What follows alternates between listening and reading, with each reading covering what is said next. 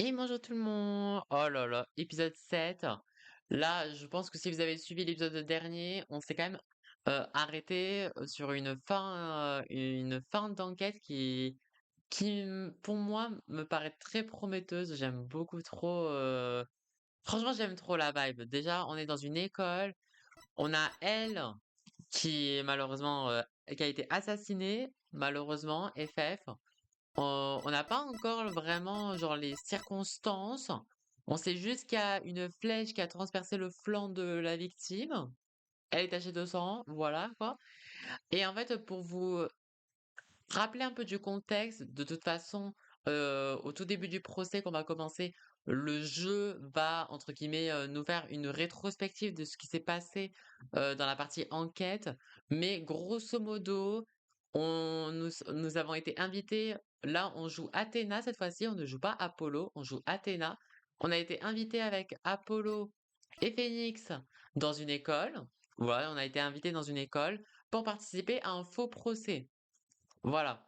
Et en fait, on est dans une école, du coup, dans laquelle, en fait, Athéna, elle a eu, on va dire, son badge d'avocate. Donc là, on est, entre guillemets, dans la faculté de justice. Et ce qui est intéressant dans cette faculté, c'est qu'en fait, dans une seule faculté, il y a trois cursus possibles. Tu as soit le cursus pour devenir juge, c'est ce qu'elle fait par exemple Marguerite Dubois, qui souvenez-vous du coup c'est la meilleure amie de Athéna qui elle est suspectée d'avoir tué Constance. Elle du coup elle fait partie du cursus de juge et en fait elle a ses deux meilleurs amis qui n'est autre que Arthur Larcher qui est lui cette fois-ci un élève du cursus d'avocat, avocat comme Phénix, et t'as Camille Bonga qui lui est un élève du cursus du procureur, comme du coup Lame Noire. On veut situer un peu. Et en fait, ce qui s'est passé, c'est qu'en fait, chaque élève, entre guillemets, avait la possibilité d'écrire on peut dire, son sketch, on peut dire ça comme ça, de ce fameux faux procès. Et il faut savoir que c'est celui de Marguerite qui avait été tiré au sort. Et du coup, c'est ce qui s'est passé. Sauf qu'en fait, c'était à huis clos. Voilà, c'était dans un amphithéâtre. Marguerite, elle est morte en fait à l'extérieur. J'ai pas le plan de la carte malheureusement, mais elle est morte en fait à l'extérieur de l'école, au niveau, vous savez, genre un peu comme la cour de récré, on peut dire ça comme ça.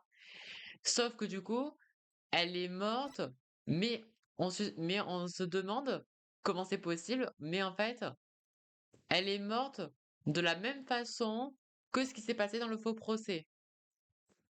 Genre, c'est un peu ça le côté paranormal, c'est que t'as l'impression qu'elle est morte, mais tout a été organisé comme si ça avait été son sketch.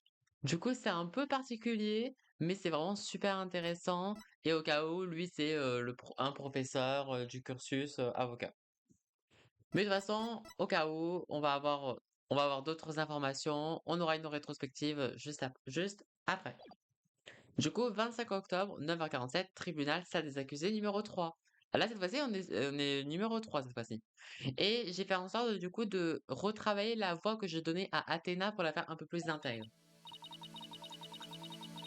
J'ai trop le trac, c'est horrible. Ah, alors? Ça te fait quoi de gérer ta première affaire toute seule? Mon cœur ne s'est pas autant affolé depuis mon marathon de l'an dernier. Si tu continues comme ça, tu vas finir par avoir des petites étoiles. Du calme, on est tous passés par là. Je sais même plus comment je lui faisais sa voix à lui. J'ai bien fait de m'inquiéter. Le procureur de l'affaire est particulièrement cruel et prêt à tout pour obtenir une condamnation. Je dois vous avouer, je me rappelle plus du tout hein, des voix. Encore ce laïus sur la fin qui justifie les moyens. Au regard des circonstances, nous devons combattre le mal par le mal. La fin justifie les moyens. Ah oui, c'est vrai que lui, il fait que dire la fin justifie par les moyens. Justifie les moyens. Un vrai disque rayé. C'est votre méthode, professeur. Moi, je défendrai Marguerite comme je l'entends. Mademoiselle Syke, vous m'avez pourtant dit hier, en tant qu'avocate, qu'est-ce qui vous tient le plus à cœur? Tout ce que je veux, c'est obtenir justice pour mes clients.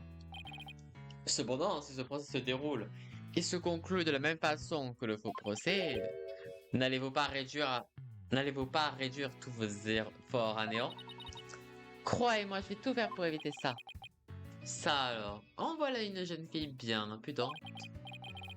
Dans ce cas, vous apprendrez à vos dépens. Euh, Excusez-moi, professeur Palacius, mais pourrions-nous en rester là? Juste ciel, veuillez me pardonner, je désire seulement protéger Marguerite par tous les moyens. Moi aussi, mais sur ce, je vous laisse. Ok. Mais lui, je vous jure, il est trop suspect, hein. Lui, il est un peu suspect, je dois vous avouer, hein. À cause de lui, j'ai 2 fois plus la pression. Et là, ce qui est intéressant dans cette affaire, les copains, c'est que là, comparé à l'ancienne affaire, on ne sait pas vraiment qui c'est le coupable, quoi. Mais moi, ma théorie que j'avais, c'est que moi, je me rappelle plus du tout la théorie. En fait, là, je me souviens que de la finalité de ma théorie, mais j'en ai parlé beaucoup en fin d'épisode 6. Mais moi, je sens bien le coup qu'en fait, en fait, il n'y a pas un coupable, mais il y en a deux. C'est ouais, ce que je veux dire. Genre, moi, j'avais pensé qu'il y avait un coupable et un complice, en fait. Moi, j'avais surtout pensé à ça. Mais peut-être qu'il y a vraiment un coupable. Ne te laisse pas abattre, Athéna, et n'oublie pas de sourire. Je m'en sortirai. Et je n'ai pas oublié les paroles de Monsieur Wright. C'est quand tout va mal qu'un avocat doit arborer son plus beau sourire. Le procès va commencer. Apollo, cette fois-ci, tu devras épauler Athéna. Pas de problème, Monsieur Wright, comptez sur moi. Enfin, Apollo, tu vas être sur le côté. Merci beaucoup. Ah, je dois vous avouer que l'affaire précédente, ça y est, genre, il m'avait un peu saoulé, hein. Salle d'audience numéro 4. Mais par contre, c'est vrai qu'on c'est tout le temps la salle d'audience numéro 4.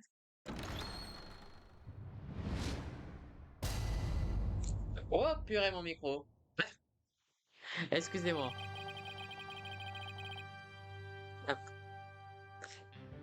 Ok, donc il y a toujours le retour de l'âme noire. Ok. Le retour du juge. Et parti. Je bois un peu.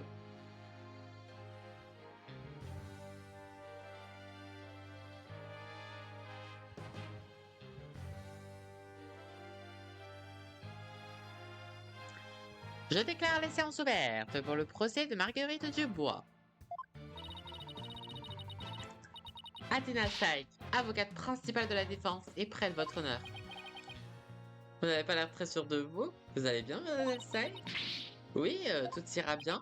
Mais pourquoi il me vous voit en fait? Euh, Votre crânerie. Oui, je sais, vous voulez que je me charge de la déclaration préliminaire. Ah, ce cas est clair comme de l'eau de roche. Nul besoin d'expliquer davantage. Bon, amenez le témoin. Auriez-vous un problème? Dites-nous tout, votre crâneté. Qu'est-ce qui vous fait passer cela? Officier, venir notre premier témoin. Du coup, on n'a même pas le droit à une déclaration préliminaire. D'accord, donc, ok. Donc, il y a ce fameux monsieur, comme d'habitude. L'inspecteur brillant. Il forme une sacrée équipe avec le procureur à la noire. Oh, c'est vrai, le résumé de l'affaire, je m'en occupe. L'inspecteur ami de la justice va tout vous expliquer en détail.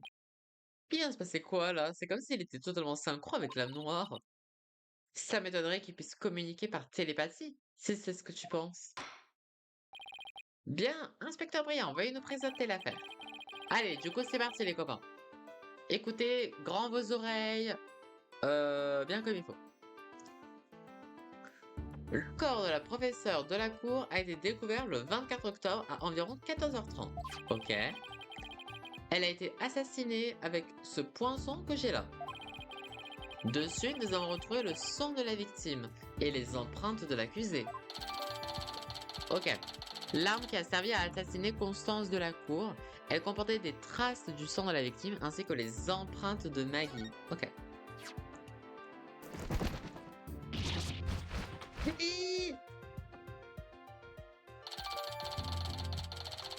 Rapport d'autopsie de Delacour.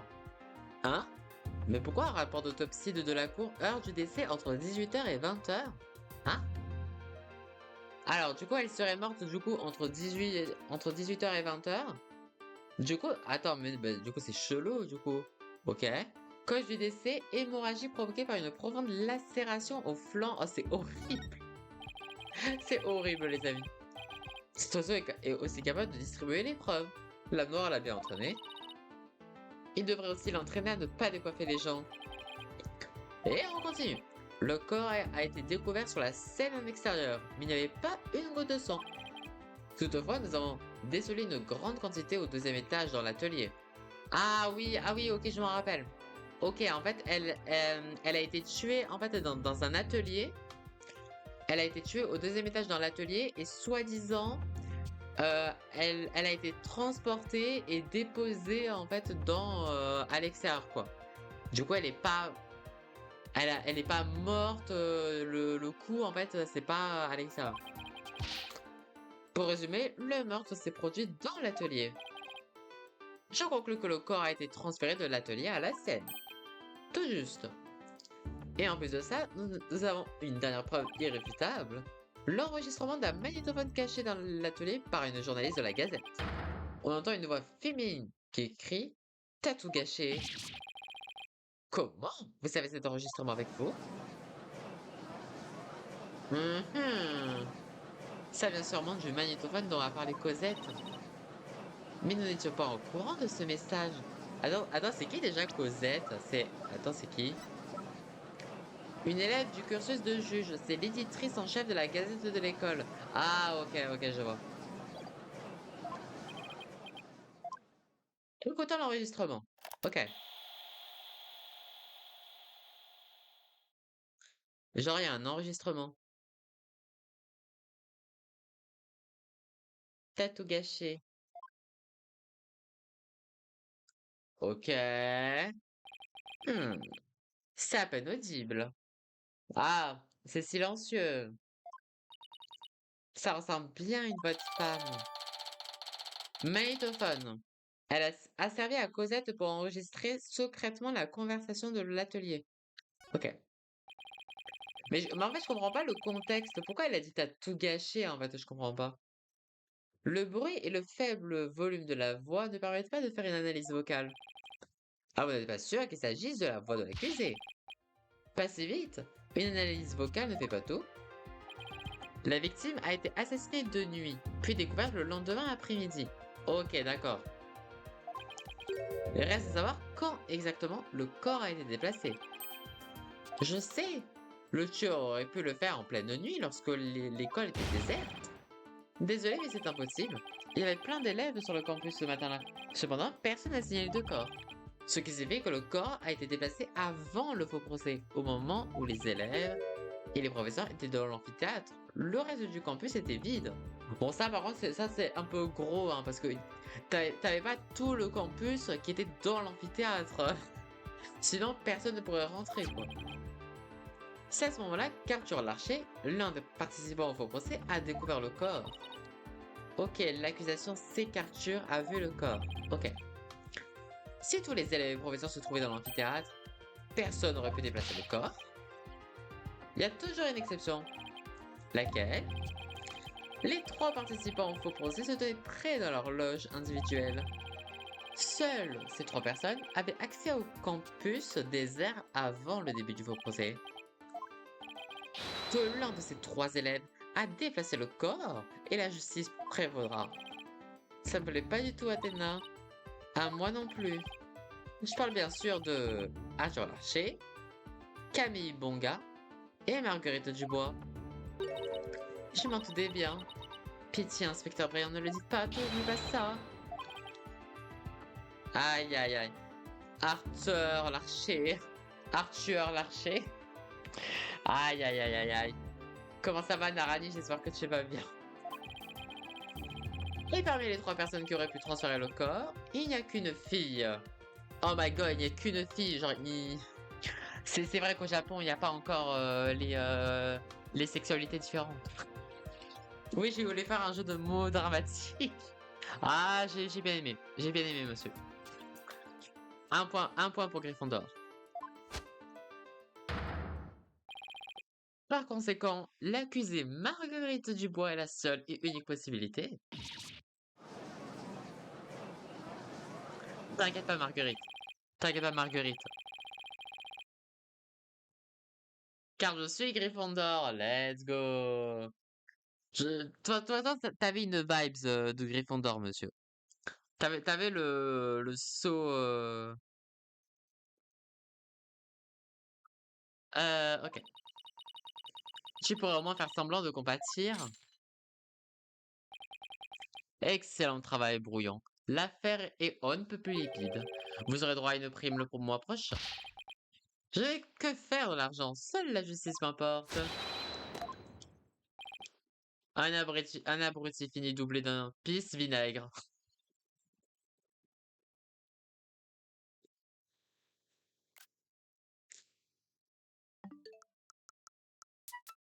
On le garde en mémoire, quoi. On le garde en mémoire, les copains? Un abruti finit doublé d'un pisse-vinaigre. Genre ça, genre si je vois en fait un compte chelou sur Twitch et que je le banne, je lui mettrai cette scène avant qu'il soit ban. Forêt. Après, je peux être facilement pouf souffle. Bah après, j'avoue que pour moi, t'as quand même une vibe pouf souffle quoi. Genre, je trouve que, bah, en fait, ce qui est difficile en fait sur Twitch, c'est qu'en fait pour moi, en fait, je peux déceler en vous si par exemple vous êtes cerf d'aigle, si vous êtes pouf souffle, si vous êtes Serpentard, mais Gryffondor, je trouve que c'est dur en fait de déterminer qui est Gryffondor parce que je trouve que c'est genre en fait faut que tu sois sur le terrain en fait pour montrer que t'es un Gryffondor, tu vois. Alors que ça se ressent et tout. Et on va pas se le cacher, après ce que tu m'as dit hier, Narani, tu es un bon pouf souffle aussi quoi. Et coucou Léno, comment tu vas? Léno qui veut se joindre à notre interrogation de qui a et quoi comme maison?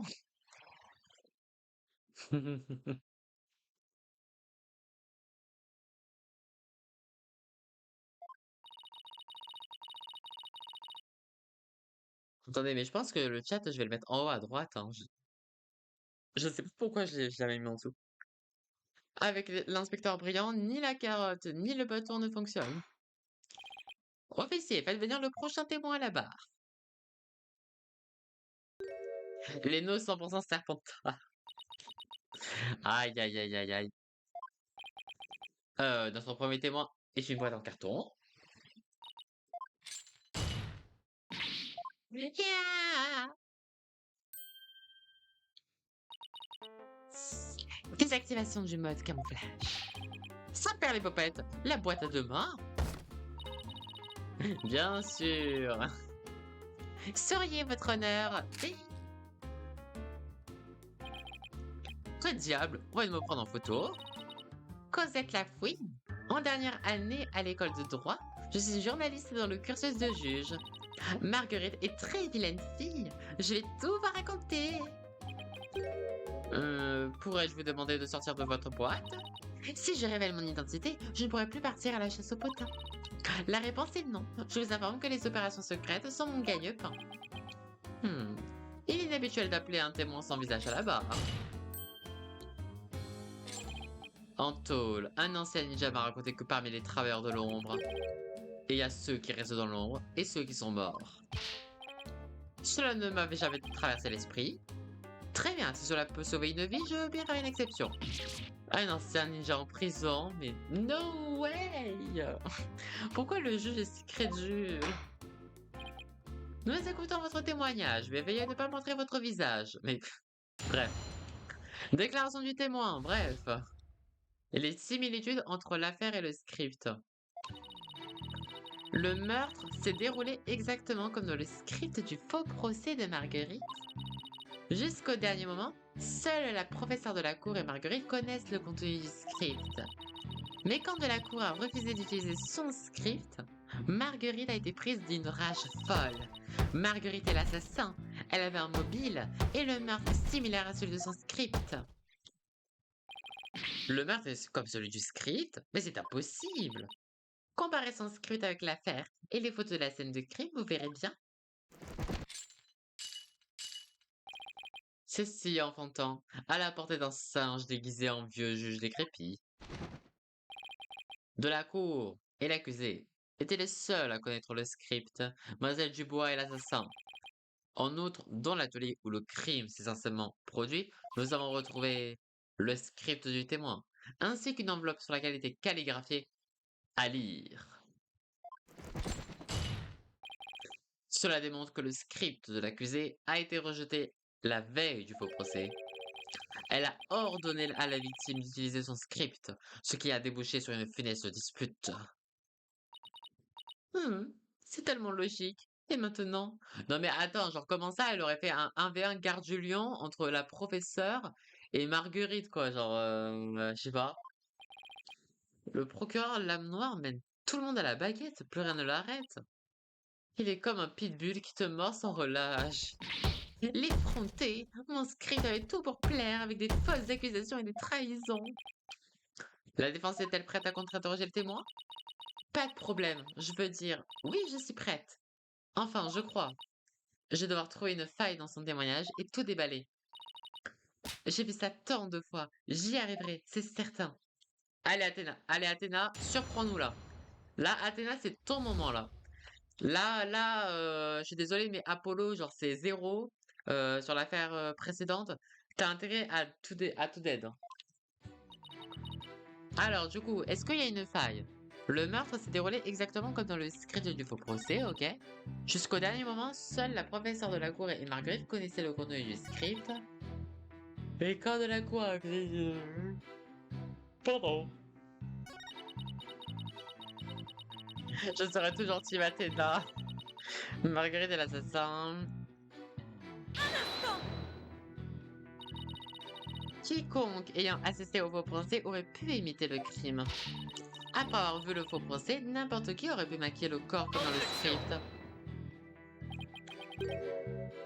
Ce procès qui oppose un canari et un faucon me rend lasse. Qu'avez-vous dit? S'il est las, il devrait arrêter de souffler autant. Il économiserait son énergie. Arrête tes âneries, Apollo, il vient de me traiter de canari. Ne te laisse pas t'atteindre. Dis-toi que les canaris ont l'esprit vif. Je déteste me réputer. Alors écoutez-moi attentivement, mademoiselle Psyche. Arthur Larcher a découvert le corps avant le faux procès. Comment l'assassin aurait-il pu imiter le meurtre du script avant de connaître son contenu? Hmm. Ah, c'est exact. Comprenez-vous seulement toutes les subtilités qui entourent la reproduction d'une scène de crime? Chut, on n'est pas dans la merde. Chut. On n'est pas dans la merde, guys. Non, je ne crois pas. Vous avez l'intellect d'une élève de primaire. La violence de primaire?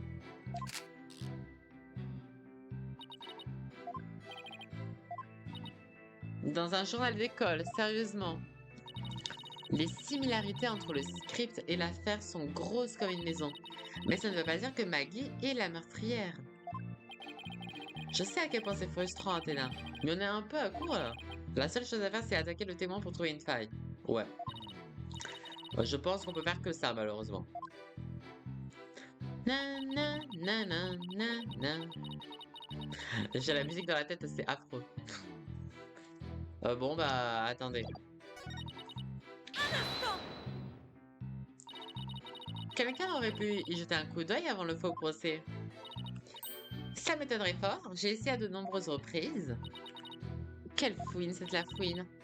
Mais cette diablesse de Marguerite a des yeux dans le dos. Si une journaliste infiltrée comme moi a échoué, les autres n'avaient aucune chance. Elle n'a pas tort, mais bon.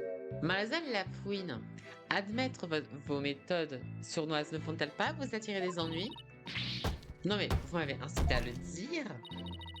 N'importe quoi, c'est elle qui a avoué son propre crime. Bon, ça sert à rien, ok. Mais quand Delacour a refusé d'utiliser son script, Marguerite a été prise d'une rage folle. Comment savez-vous que la professeure de la cour ne comptait pas utiliser son script? Dans l'atelier, là où ce crime odieux a été perpétré, se trouvait une enveloppe qui contenait le script de Mademoiselle Lafouine. Manifestement, le script qui allait être utilisé appartenait à la jeune fille au carton. C'est tout naturel que mon script ait été préféré au sien. J'y ai présenté de tout nouveaux concepts comme la subornation et les fausses preuves. C'était un script qui dépeignait une bataille judiciaire en plein âge sombre de la justice. Quelque chose me dit que Madame Delacour a tout fait pour ne pas l'utiliser. Mais Marguerite a fait preuve de sournoiserie pour que son script soit sélectionné. Voilà pourquoi il a été choisi pour le faux procès à la place de mon chef-d'œuvre. Ok. Bon, en tout cas, le script et l'affaire divergent forcément quelque part. Je ne m'inquiète pas, ma peau est douce comme de la soie. Ok. Pas très intéressant. Bon, là, il n'y a rien d'intéressant. Elle nous fait du Athéna. Là, elle nous fait du Athéna.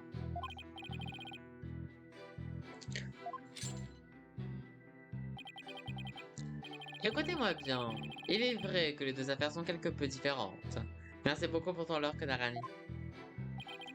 Déjà, dans le script du faux procès, la scène n'avait pas encore été érigée. Et notre affaire, les poignets de la victime ont été arrachés. Ah oui, c'est vrai. C'est vrai ça. Mais les dites différences sont insignifiantes face à la pléthore de ressemblances. En tout état de cause, il était impossible de reproduire le script sans l'avoir lu au préalable.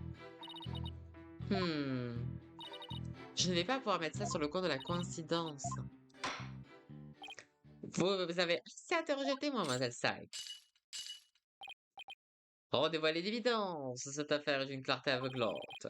Gravez-vous bien cela dans votre crâne de perdante.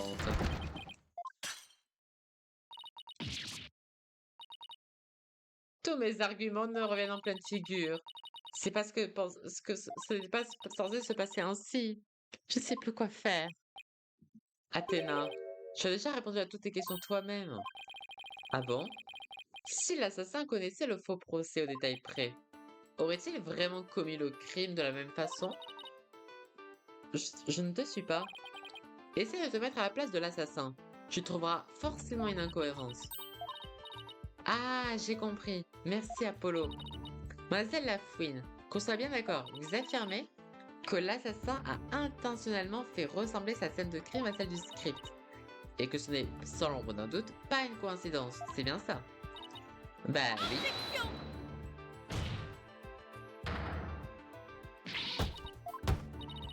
Notre cliente aurait donc reproduit un crime dont elle seule avait connaissance?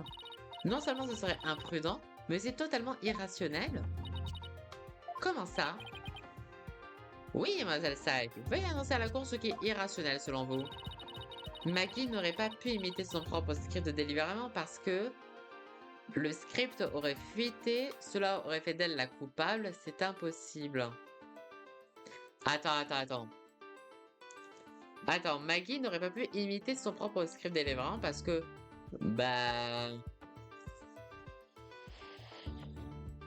Bah, pour moi, j'aurais dit que sinon, ça l'aurait fait d'elle la coupable. Pour moi, c'est ce qui est le plus logique, en fait. Attends. Maggie n'aurait pas pu imiter son propre script délibérément parce que... le script aurait fuité, je vois pas trop pourquoi, c'est impossible, non? Ouais, je vais dire ça. La scène du crime était une copie conforme de celle du script. En soi, c'est complètement irrationnel. Bien, à titre d'exemple, admettons que Mademoiselle Dubois soit l'assassin. Si c'est le cas, pourquoi aurait-elle fait exprès d'imiter son propre script? Eh oui, si elle avait réellement fait ça, ça aurait été comme avouer directement avoir commis le crime. Ceci est la preuve que notre cliente est victime d'un coup monté. Le corps a été découvert le jour du faux procès, donc au moment où les détails ont été révélés. Ok. Par conséquent, le meurtre n'aurait pas pu se passer exactement comme dans le script. Oui, pour moi, je pense que en vrai, elle est, en vrai, ça comment dire? Pour moi, sa théorie, elle tient debout à Athéna. Genre dans le sens où, en fait, elle est victime d'un coup monté, en fait, Athéna. Non, Maggie, du coup. La compagne d'armes de Monsieur Justice a enfin tiré son épée du fourreau. Cependant, sa lame manque de tranchant. Elle doit d'abord réussir à la maîtriser.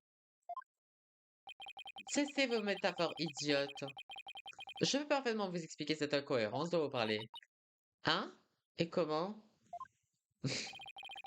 Fou rire pro. Pourquoi devrais-je vous mâcher la besogne? Vous êtes bien exigeante. L'accusé avait l'intention de mettre fin au faux procès. Et en pareil cas, personne n'aurait pu faire le rapprochement entre l'affaire et le script. C'est faux. Le faux procès ne s'est arrêté que lorsque le corps a été découvert par accident. Objection. Le témoin ici présent a également découvert le corps. D'ailleurs, elle a trouvé sa chère professeure défunte grâce à l'accusé. Quoi? Mademoiselle Lafouine a aussi aperçu le corps? Exactement. Et en raison de cette découverte, le faux procès aurait dû être annulé. Mais vous n'avez pas prévenu la police? J'ai gardé le secret pour mon gros scoop. Mais c'est interdit de faire ça? Je lui ai imposé une pénitence à la hauteur de son péché. Comparé au travail d'une correspondante de guerre. Oula, je me demande ce que le samouraï sournois lui a fait subir. Il a bloqué les trous de sa boîte. Et l'a fait tourner comme une toupie pour le plus grand ravissement de brillant. Trêve de jacasserie. Témoin, continuez votre déposition. Pas de souci, monsieur le samouraï. Ok. Ce qu'a vu la fouine. Ok. Je me suis faufilée dans la loge de Marguerite, pendant que les autres étaient dans l'amphi. Marguerite portait son costume de scène. Je lui ai alors demandé ce qu'elle faisait. Soudain, elle s'est enfouie dans le couloir, comme si elle voulait que je la suive. Je l'ai suivie jusqu'au cadavre de la professeure de la cour. C'est elle qui m'a conduite. Il s'agissait de Marguerite, j'en suis certaine. Elle portait le costume qu'elle avait élaboré. Oh! Pourquoi avez-vous dissimulé un tel témoignage? Que voulez-vous dire? Tu n'as même pas commencé ton interrogatoire. Je sais bien, mais son témoignage l'a fait passer pour une suspecte potentielle. Mais je crois pas que le procureur de la mort est... Non, ça a sûrement dû lui traverser l'esprit. Le témoin a quitté l'amphithéâtre pour se rendre dans la loge de Mademoiselle Dubois avant le faux procès. Attends, le témoin a quitté l'amphithéâtre pour se rendre dans la loge de Mademoiselle Dubois avant le faux procès. Cela signifie qu'elle aussi aurait pu déplacer le corps de la victime. Oui, l'affirmation de l'accusation ne tient plus debout. Ok.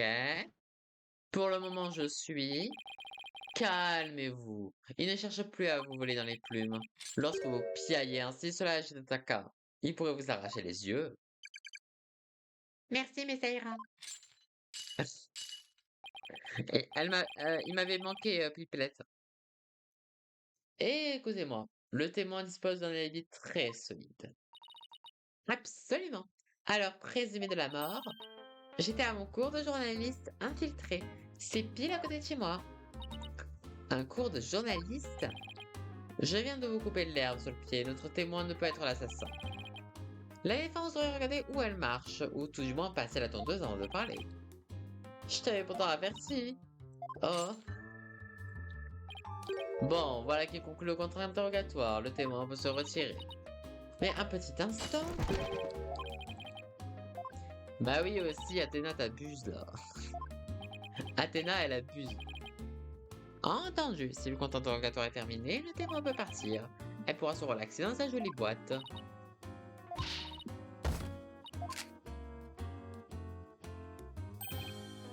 Et faire toujours les potents. Allez, à plus dans le but. Un instant. Oh, oh. Pas si vite, mademoiselle Lafouine. Ah là, Apollo, quand t'es comme ça, là, tu me plais là. Apollo, j'ai une question à vous poser. Avez-vous photographié le corps? Sinon, pourquoi? J'ai pas pris de photo. Ça alors, voilà qui est étrange. Si c'est toujours en quête de nouveaux scoops, vous aurez dû prendre des photos. Ah. Avez-vous vraiment vu le corps de la victime? Ben, je l'ai vraiment vu, mais... Que diable! Vous avez entendu ça, votre honneur? Le témoin n'a pas vu le corps.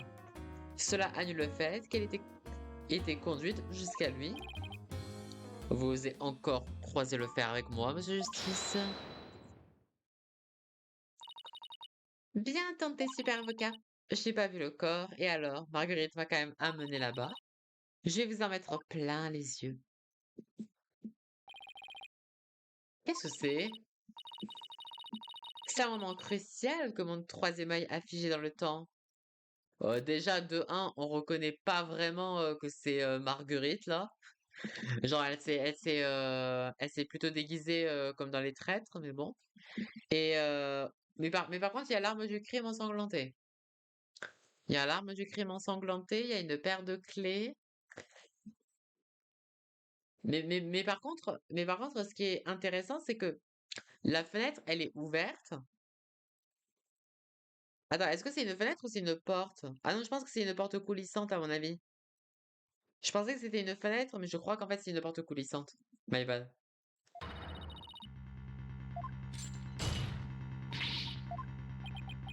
Et pourquoi est-ce que c'est la première fois que j'entends parler de ça? Une bonne journaliste attend toujours le bon moment pour sortir son scoop. Et bientôt je sais arrivé. Elle a beaucoup de cran d'avoir touché ça à la lame noire. Ou alors c'est une nouille. En tout cas, je m'attendais pas. Athéna, cette photo, elle ne fait que montrer le sujet de dos, tu vois. Ce qui veut dire que... Et oui, ça se trouve, ce n'est pas une photo de Marguerite. Objection. C'est hors de repos. Ce qui est pertinent ici, c'est que quelqu'un a mené le témoin jusqu'au corps. Voici le chemin emprunté par l'accusé.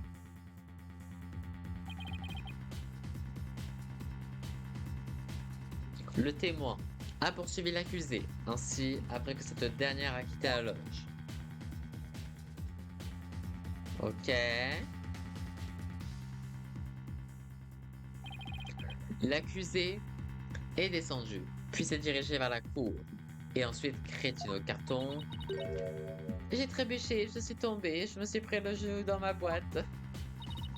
Elle est restée dans sa boîte pendant qu'elle pourchassait quelqu'un, mais quelle galère! Je vous rappelle que le corps était déjà là. Arthur Larcher l'avait trouvé un peu plus tôt. Mademoiselle Dubois souhaitait montrer le cadavre, dans le but d'arrêter le faux procès. Mhm. Un instant. Mais si les faits ont changé, nous pouvons maintenant contre-interroger le témoin. Je suis d'accord avec la défense. Je vous laisse mener votre contre-interrogatoire. Merci, Apollo. Ça n'aurait pas été possible sans toi. Ok, bon. Bon, du coup, je passe les copains. On va aller directement au contre-interrogatoire. Hop là. Alors, du coup, contre-interrogatoire. On est parti. Euh...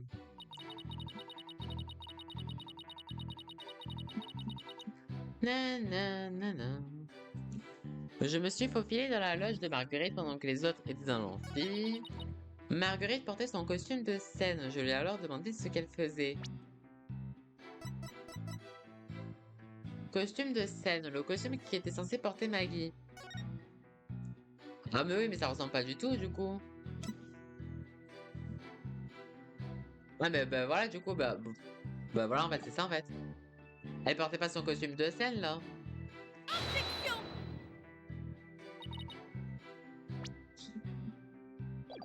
Et j'ai oublié de se regarder. Mais je pense qu'il faut que je présente le costume, mais je pense que c'est... En fait, c'est pas sur la bonne phrase. Mais c'est ça qu'il faut que je présente, parce que... soi-disant, elle a pris une photo d'elle avec ce costume de scène, sauf que Maggie Pour se différencier des autres, elle a fait peindre des constellations sur son costume. Euh... Voilà. Elle portait le costume qu'elle avait élaboré. Bah non. Voilà. Voilà. My bad. Mademoiselle Lafouine a identifié notre cliente sur cette photo uniquement parce que on y voit quelqu'un porter le costume de scène de Mademoiselle Dubois. C'est bien le costume de Marguerite? Non. Votre argumentation est en carton. Voici un dessin du costume de scène de notre cliente. Quel magnifique costume! Vous avez bien fait d'en parler, puisque ces étoiles sont très importantes. Sur le dessin, on remarque des constellations sur tout l'extérieur du costume. Mais sur le costume de la photo, il n'y a aucune étoile. Ce qui veut dire que, quoi exactement? Votre honneur, il n'y avait pas d'autre costume bleu sur scène. Ce qui me laisse croire que la personne sur cette photo portait le costume de notre cliente à l'envers. Mais pourquoi Mademoiselle Dubois commettrait cet impair? L'idée n'est pas de savoir pourquoi, mais plutôt qui a commis cet impair. Attendez, vous êtes tout de même pas... Si, vous m'avez bien comprise. La créatrice du costume n'aurait aucune raison de le mettre à l'envers. Ok.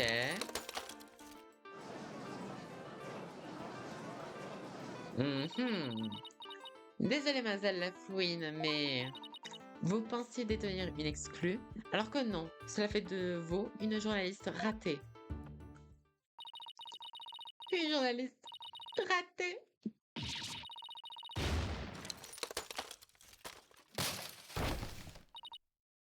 Ah! Oula! Coucou, mademoiselle Lafouine, je rencontre enfin la demoiselle sur la boîte. Vous n'avez rien vu du tout. Objection. Je vous arrête tout de suite, mademoiselle Syke. J'aimerais que nous nous concentrions sur le pourquoi du comment. Que voulez-vous dire? Mademoiselle Marguerite Dubois. Oui. Que faisiez-vous le matin du faux procès? J'étais dans ma loge. J'ai recouvré mon costume de peinture fluorescente.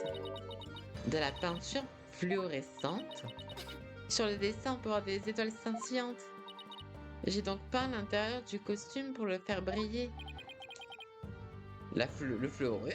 Votre costume avait des carrés? Non, fluorescent, c'est-à-dire lumineux. La peinture l'aurait fait briller dans le noir. Oui, et vous en avez appliqué à l'intérieur du costume. Et ensuite? J'ai fait sécher la peinture un moment, car cela prend du temps. Alors j'ai mis le costume à l'envers sur le mannequin. À l'envers, donc? Voici une photographie du costume à l'envers, prise dans le pénombre. Comme vous pouvez le constater, une épaisse couche de peinture recouvre tout l'intérieur.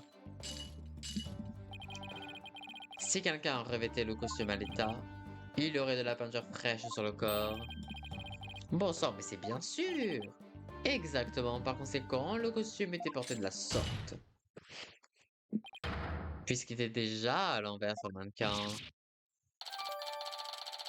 Une photo du costume de scène, prise dans une pièce sombre, il est couvert de peinture fluorescente, qui le fait briller.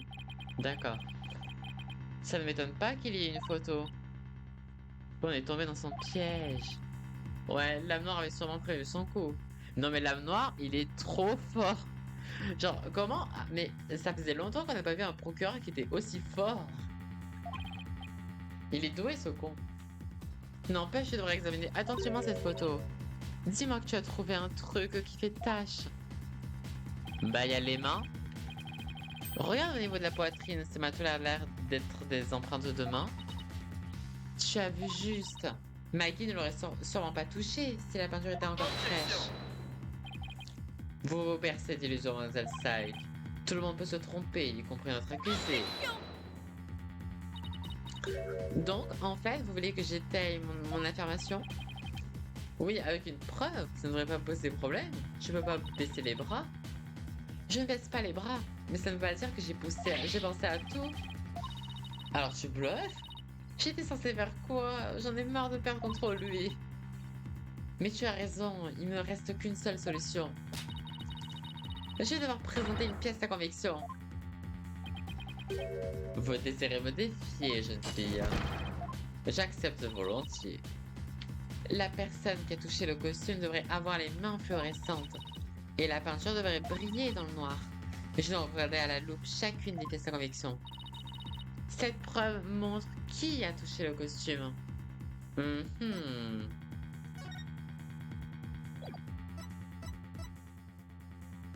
Euh...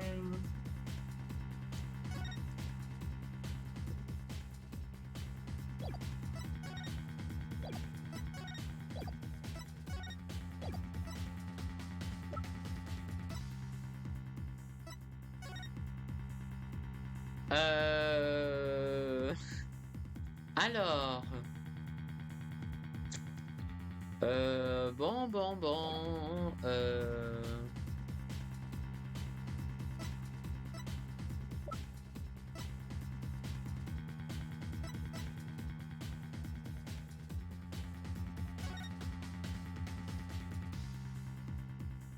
Oh, purée, je viens de voir. Oh putain. Et en vrai, en vrai, c'est finement en fait. Purée, j'ai failli passer. On voit comment il s'appelle, Camille. On voit Camille avec de la peinture fluorescente. Mais parce qu'en fait, j'avais oublié qu'en fait, dans les pièces à conviction qu'on a, il y a la gazette de Thémis.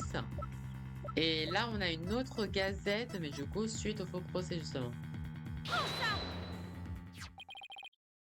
Un journal des élèves? Fascinant. Observez cette photo avec la lumière tamisée. Les projecteurs sont braqués sur Mademoiselle Dubois. Regardez les mains de Monsieur Bonga qui se trouve derrière le banc de l'accusation. Vous pensez voir qu'elle brille? Exactement comme la peinture fluorescente de Mademoiselle Dubois. En effet, elle luise avec intensité. Pourquoi aurait-il mis de la peinture fluo sur ses mains pendant le faux procès? Ce n'était pas délibéré. C'est arrivé lorsqu'il a enfilé le costume. Cela signifie que... Cela signifie que la personne photographiée dans le costume n'est pas Marguerite Dubois. Il s'agissait de son amie, Camille Bonga. Comment? De toute façon, là, comme il a bien expliqué l'âme noire, entre guillemets, il peut pas prouver que c'est Marguerite, hein, parce que du coup, dans les loges, bah, du coup, t'avais soit Camille, t'avais soit Arthur, ou t'avais Maggie, hein, et la fouine. Mais du coup, Camille, comme je l'ai expliqué, pour moi, je suis sûre que dans le lot, je pense pas que c'est Marguerite la coupable, mais je suis persuadée que t'as soit Arthur, soit Camille, qui sont, comment dire, pour moi, t'as l'un des deux qui est coupable, ou soit les deux ils sont coupables, et du coup, c'est un tueur et son complice. Moi, je vois bien comme ça, moi.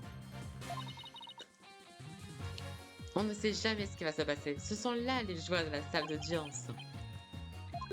Mais dans ce cas-là, Camille serait notre gars? On dirait que oui. Très bien. Camille, bon gars. Est-il dans la tribune? Montrez-vous, c'est l'heure du duel. Attendez.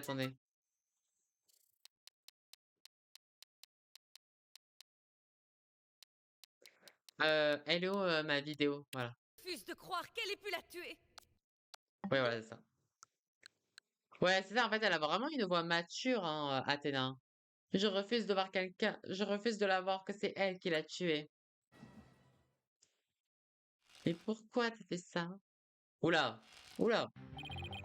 Témoin, veuillez décliner votre nom et votre profession. Je suis Camille Bonga. Je veux devenir artiste, je m'entraîne nuit et jour. J'espère que... Non, genre, on est tout à fait sur l'opposé de Leno, là. Là, on est sur l'opposé de Leno. Non, c'est pas du tout ça. L'art doit être sincère, mec. J'en conclus que vous êtes artiste en herbe. Non, je suis en terminale, école de droit et mise. Cette brassière prouve ma masculinité. Ça fait 18 ans que je rêve d'être procureur. Oh purée, genre à 18 ans, à 18 ans, il pense déjà à ça. D'accord. J'espère que vous ramasserez vos pots cassés avant de partir.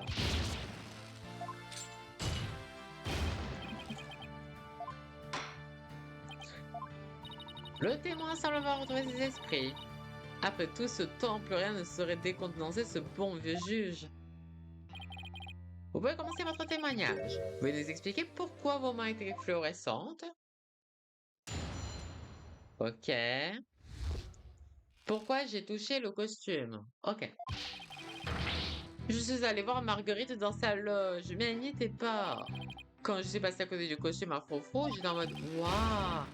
Le mannequin, il allait tomber sur moi. Je me suis tachée en le rattrapant. Mais je n'ai pas envie le costume, ce serait débile. Ok. Votre honneur, je recommande à notre témoin une petite séance de thérapie. Eh bien, Monsieur Bonga semble particulièrement agité, mais... C'est reparti, qu'est-ce qu'il a à la fin? Je l'ai senti au moment même où Camille a été appelée à la barre. Les dissonances dans son cœur. Tu crois qu'il nous cache quelque chose? C'est possible. Vous êtes prêt, Monsieur Bonga? Voyons ce que le Lunatrix a à nous révéler. Allez, pipelette! Allez, pipelette! Let's go! La meilleure fonctionnalité de ce jeu. Je suis allée voir Marguerite dans sa loge. Mais elle n'y était pas. Ok, donc il était surpris, ok. Quand je suis passé à côté du costume, à propos, j'étais en mode waouh. Ok, donc il était surpris, mais il était heureux. Le mannequin, il allait tomber sur moi. Donc là, il fut surpris. Je me suis taché en le rattrapant. Surpris. Mais je n'ai pas envie le costume, ça serait débile. Et là, il est en colère, du coup. Mais pourquoi il est en colère? Hmm. Mais en fait, pour moi, j'hésite entre deux choses, les copains. J'hésite entre deux choses. Soit je réponds ça et je lui demande pourquoi, en fait, il était en colère. Ou soit je lui demande ça, les copains. Pourquoi, en fait, il est à la fois surpris, mais il est surtout heureux, en fait. Pourquoi il est con? Parce que du coup, j'étais en mode waouh. Mais du coup, c'est la surprise, c'est pas être heureux, du coup. J'hésite entre ces deux, donc je save.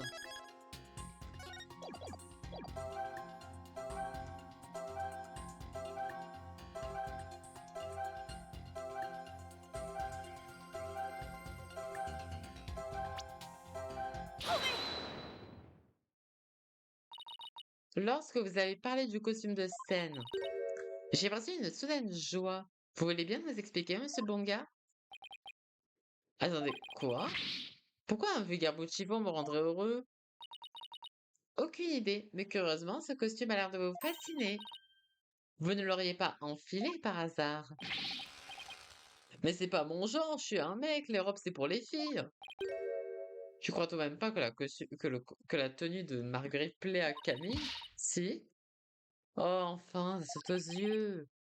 Je trouve que tu t'amuses un peu trop, Athéna. Mais j'ai jamais de la vie, mec. Le mannequin est tombé, alors j'ai posé les mains dessus. Voilà une nouvelle info. Je relance l'analyse. Ok, mise à jour.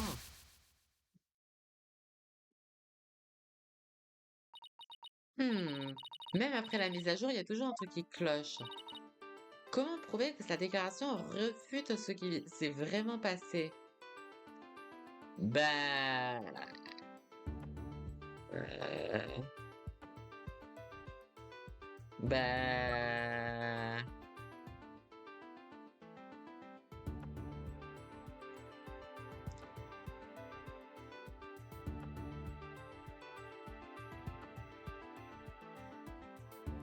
Ah bah il y a ça en fait. Ok, en fait j'ai compris. Parce que là, en fait, il dit avoir vu le mannequin, du coup, le costume comme ça.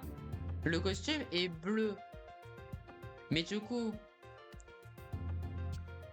ouais. Mais parce qu'en fait, la photo du costume de scène, vous voyez ce que je veux dire? Genre, en fait, là, elle est à l'envers, du coup, de ce que je comprends. Mais du coup, lui, il a vu le mannequin, mais à l'endroit. Vous nous avez dit que le mannequin allait tomber et que vous l'avez arrêté avec les mains. Dans ce cas, vos doigts auraient dû être orientés vers l'extérieur, comme ceci. Mais les empreintes ne me montrent pas cela. Cela ressemble plutôt à vos pouces et à la base de vos paumes. Oui, c'est parce qu'en fait, il a retourné en fait. Pourquoi aurais-je laissé ces empreintes bizarres? Vous connaissez déjà la réponse. Vous les avez laissées en ajustant la cape. Exactement comme le modèle sur ce dessin. Sachez le morceau, monsieur Bonga. Vous avez enfilé le costume de scène. Et vous aimez bien les vêtements de Mademoiselle Dubois, je me trompe? D'accord, j'ai mis le costume, j'avoue, mais j'aime pas les vêtements pour filles, mec. 90%? Oh là là là là là. On a baissé ses interférences de 10%. On n'est pas dans la merde. On n'est pas dans la merde, guys. Aïe, aïe, aïe, aïe. Ok. Super, une nouvelle info à insérer. C'est parti pour une autre mise à jour. Ok. Mon cœur battait la chamade, même si je suis un mec. Oula, il est à la fois surpris, il est à la fois content, et à la fois il a envie de chialer. C'est là que je l'ai vu. Il était si magnifique. J'étais en mode, waouh, je suis un mec, mais j'étais trop hypé. Ok. Ok, mise à jour. Ah, ok. C'est vrai, j'ai enfilé des vêtements de fille. Mais pourquoi là, mais pourquoi il est triste? C'est vrai, j'ai enfilé des vêtements de fille. Mais pourquoi t'es triste? Là, cette fois-ci, pourquoi t'es triste? Pourquoi il est triste maintenant? Voilà, cette émotion n'a pas sa place ici. Et alors, vous commencez vraiment à me chauffer, mec. Monsieur Bonga, vous étiez content de mettre le costume. Mais vous avez aussi ressenti de la peine. Ben, on s'en fiche de ça, c'est pas peine de s'en préoccuper. Monsieur Bonga, il est l'heure de vous mettre à table. Pourquoi étiez-vous triste? Vous nous cachez quelque chose, n'est-ce pas? Nous ne sommes pas dupes. Dites-nous ce qui vous rendait triste. Vous avez gagné, et si vous voulez la jouer comme ça, je vais vous le dire. J'étais triste parce que j'aurais beau me déguiser, je n'aurais jamais autant de charme que Marguerite. Parce que du coup, souvenez-vous, en fait, les amis, en fait, le problème qu'il y a, c'est qu'en fait, Maggie, en fait, en fait, t'as Arthur et Camille, et Marguerite, c'est un trio, genre c'est un triangle. Un triangle d'amitié. Selon Marguerite, c'est un trio, genre des amis, quoi. Sauf que, en fait, Arthur, elle en pince pour Marguerite.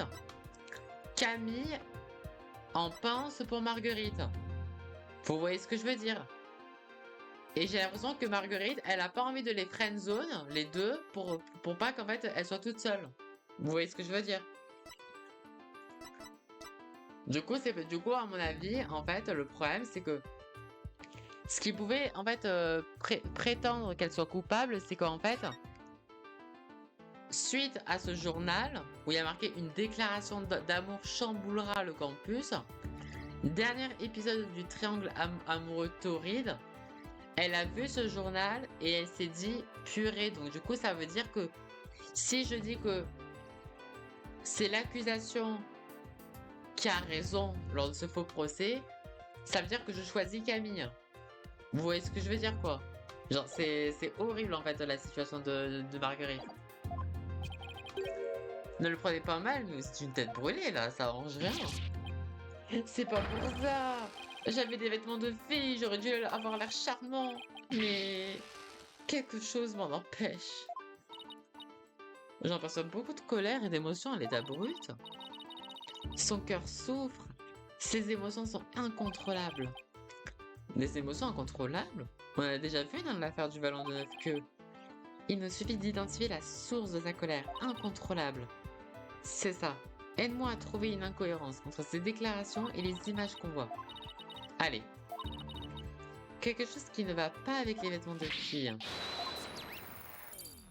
On a perdu 5%.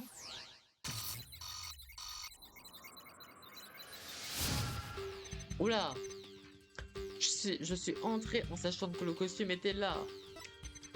Mon cœur battait la chaîne même si je suis un mec. C'est vrai, j'ai senti un truc très fort en voyant ce costume à froufrou.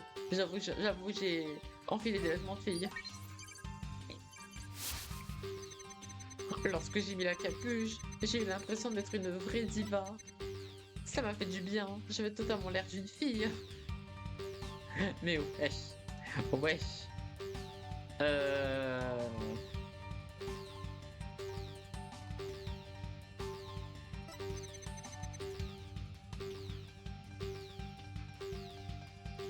Euh...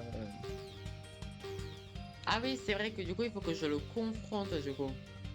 C'est vrai que maintenant, quand t'es dans cette situation-là, en fait, tu dois confronter et plus cibler.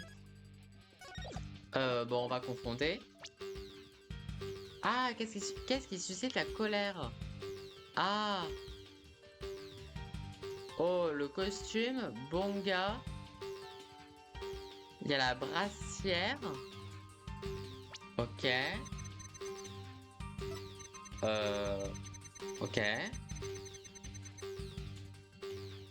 Ok.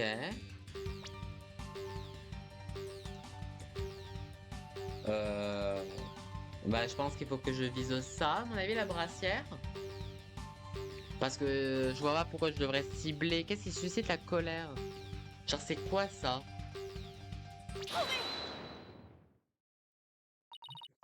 Monsieur Bonga, vous ressentez une grande colère vis-à-vis de votre brassière, non? C'est ce qui vous empêche d'être charmant? De quoi? Monsieur Bonga, en vérité, vous souhaitez retirer votre brassière, c'est ça? Mhm. Vous ne pouvez ou ne voulez pas l'enlever? On nage en plein délire. Il éprouve une colère très intense envers sa brassière, un symbole de masculinité. Mais si, il ne peut pas la retirer. Mais il ne peut pas la retirer même quand il essaie de se faire beau. Et pourquoi sa brassière lui pose-t-elle autant de soucis d'ailleurs? Je sens qu'on est sur le point de découvrir un secret qui va tout chambouler. Oh là là, qu'est-ce qu'il cache dans sa brassière? Qu'est-ce qu'il cache dans sa brassière? Mhm. Athéna, est-ce que ça va? Camille ne nous a pas encore tout dit. Il nous a caché un gros secret. Plus gros que son attrait pour les tenues de Marguerite? On dirait bien, oui. Non, pas possible. Je viens d'avoir une idée, mais c'est complètement dingue. Monsieur Bonga, je vous ai percé à jour. Mince, excusez-moi. Je vous ai percé à jour. Et si j'ai raison, votre petit secret en est un énorme. Ça a l'air fou, mais je suis à court d'options. Vous aimez les vêtements de filles, vous détestez les filles, vous êtes une fille. Oh. Attendez, je save. Par contre, si c'est vous êtes une fille, ça serait incroyable. À mon avis, je pense que c'est soit la B ou la C. Mais si c'est vous êtes une fille, euh, Monsieur Bonga, ou plutôt Mademoiselle Bonga, vous êtes et avez toujours été une fille? J'ai perdu la boule, Elena? Non, je ne suis un peu plus sérieuse. Certes, je n'ai pas de preuves directes, mais c'est ce que le cœur de Camille proclame haut et fort. Un instant. Je crois quand même que tu es tombé sur la tête. Camille carbure à la testostérone. Il n'a rien d'une fille, voyons. Moi, j'ai jamais vu de fille qui passe son temps à créer comme une malade. Oh. Dans ma vie, j'ai vu des témoins à l'appel. Mais si c'est une fille, c'est l'actrice la plus convaincante que j'ai jamais rencontrée. Je donne mon verdict à ce sujet. Camille Bonga est sans conteste un homme. Vous ressemblez à Monsieur Justice sur un point. Il n'y en a pas un pour attraper l'autre. Jamais dans l'histoire de l'humanité n'y a-t-il eu le meilleur représentant des dogmes de virilité. Attends, mais du coup c'est vrai ou c'est pas vrai?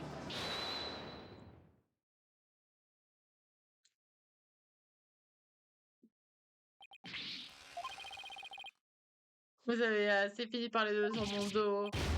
Je...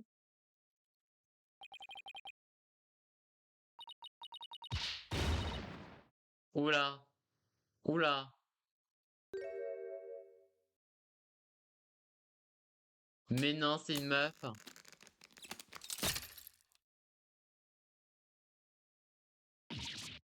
Ah, la brassière, elle...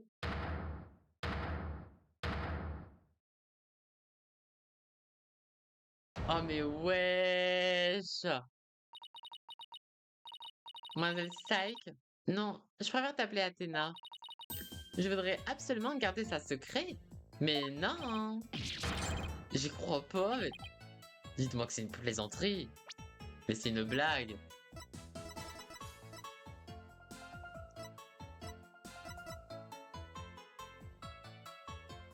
Mais attends, mais comment... Mais à quel moment, genre ils doivent se connaître depuis je ne sais combien de temps.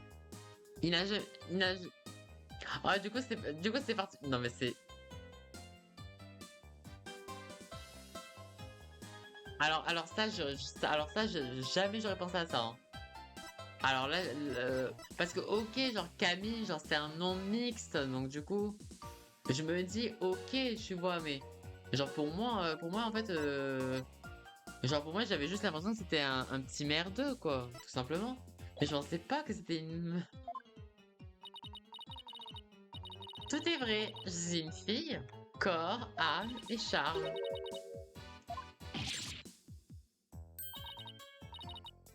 Je rigole. Quelle incroyable transformation. Bien, tous les dissonances ont disparu. L'image est maintenant complète.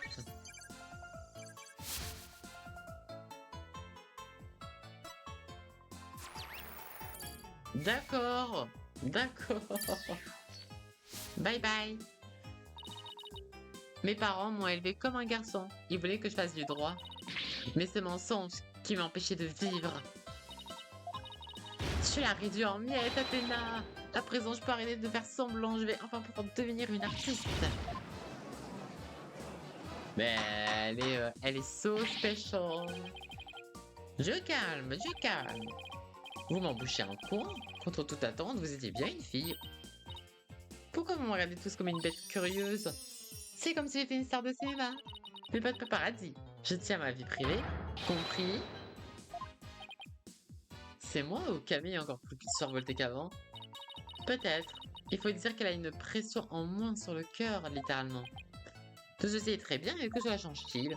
Oui, notre témoin est une fille, et cela change la donne, parce que nous avons une pièce à conviction à revoir.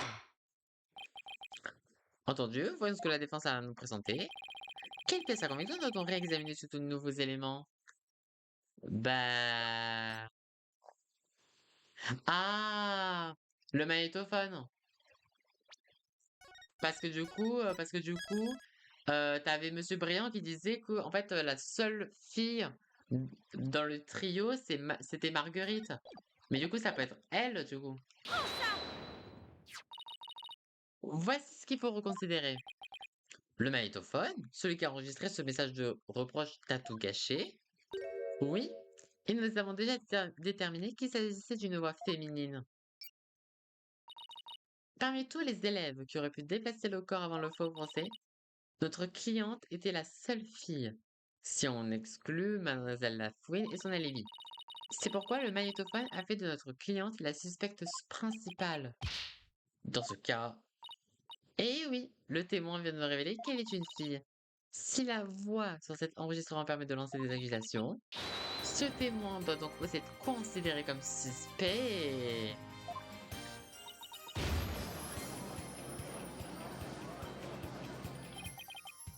sur au théâtre? Bravo, tu as trouvé une faille dans l'une des pièces à conviction clés de l'accusation. Ouais, mais c'était beaucoup de boulot pour une seule preuve. Objection. Pas si vite. Vous oubliez qu'une seule personne connaissait le contenu du script.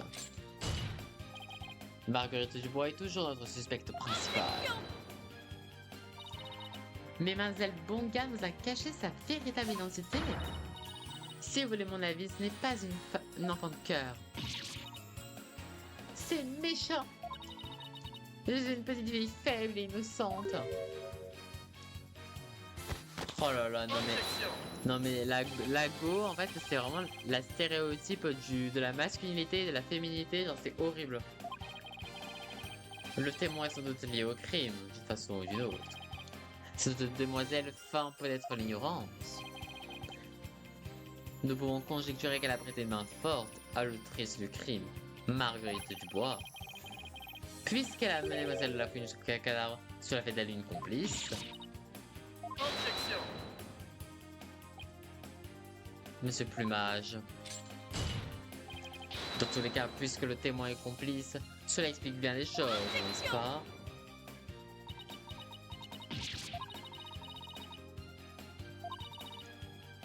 Mais comment cette personne aurait pu mettre la main sur de telles informations? La seule façon de connaître le script était de voir le faux procès, l'apprendre par Maggie, rédiger le script. Bah en fait les trois ils sont justes en fait hein. En fait le problème, en fait ce qui est compliqué en fait de répondre là, c'est que là les trois en fait ils sont justes. La seule façon de connaître le script pour moi c'était de voir le faux procès. Il aurait pu elle aurait pu totalement l'apprendre par Maggie. Et elle aurait pu rédiger le script.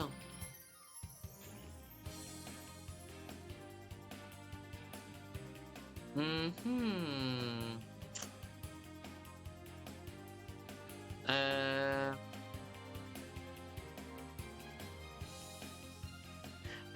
J'avoue...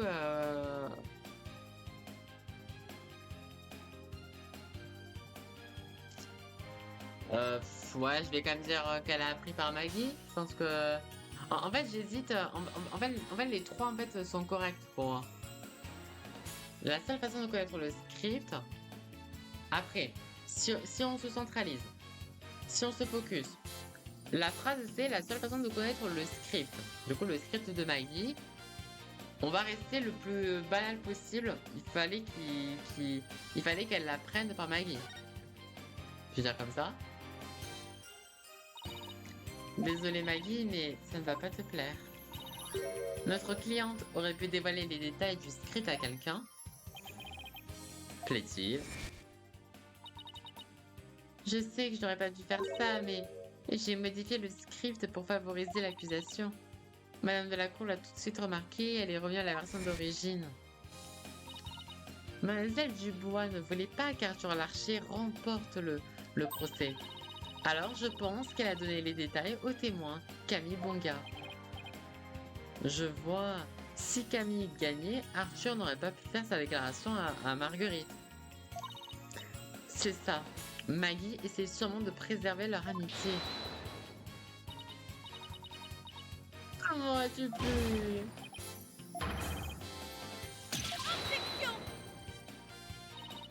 Vous êtes sûr? Regardez-moi dans les yeux et jurez-le. D'accord. Non, je pense qu'on a ce qu'il faut. C'est vrai? Ouais, l'une des phrases de Camille que j'ai lues pendant la reconstitution du faux procès. Voilà une... Ah non, ok, là c'est la reconstitution. Donc là c'est Conrad. Voilà une photo de la scène du crime. Ironie du sort, c'est Madame Delacour qui joue le cadavre. Monsieur Grandpont, comment les participants au faux procès ont-ils réagi à cette photo? Monsieur Bonga a été surpris par la tenue de Madame Delacour. Je cite, oh, le survêtement vert. Bon, change ton angle d'attaque, Athéna. Ouais, comment faire? Si je t'avais dit que j'allais mettre un costume bleu aujourd'hui, mais que je venais avec celui-ci, que je porte en ce moment, Comment réagiras-tu? J'irai. Oh, le costume rouge! Je crois avoir compris. Votre honneur, nous avons la preuve que Mademoiselle Bonga connaissait le contenu du script. La défense voudrait présenter cette pièce à conviction à la cour. Entendu, Mademoiselle Saïk? Cette preuve démontre que Mademoiselle Bonga avait connaissance des détails du script. Euh...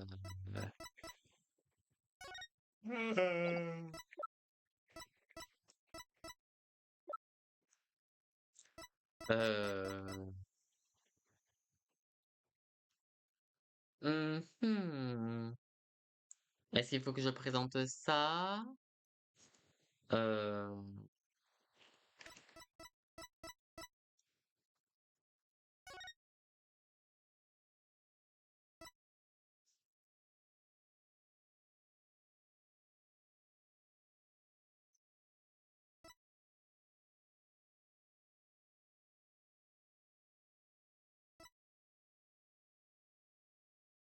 Ah ben voilà, préparatif. Préparatif du script, tenue de sport, la victime sera vêtue de l'uniforme rouge du cursus de procureur. C'est ça. Ok. Ok. Le script du faux procès. J'avoue qu'en plus, j'avais heureusement que j'ai regardé le contenu, en fait, j'avais oublié. Mademoiselle Bonga, pendant le faux procès, on vous a montré une photo du corps de la victime. Vous avez réagi en vous exclamant: Oh, le survêtement vert. Oui, c'est vrai, j'ai dit ça, mais je vois pas où est le mal. Le survêtement vert vous pose des problèmes. Je pense savoir pourquoi. La preuve se trouve dans le script, à la page préparative. Survêtement, la victime portera une tenue rouge, issue du cursus de procureur. Vous étiez surprise, car le survêtement sur la photo était vert. Mais si vous ne connaissiez pas le contenu du script, cela n'aurait pas dû vous étonner. Et ouais. Allez, chef. Je pensais que nous étions amis. Compte tenu de ces connaissances, j'aimerais déclarer Mademoiselle Bonga suspecte, votre honneur. Comment?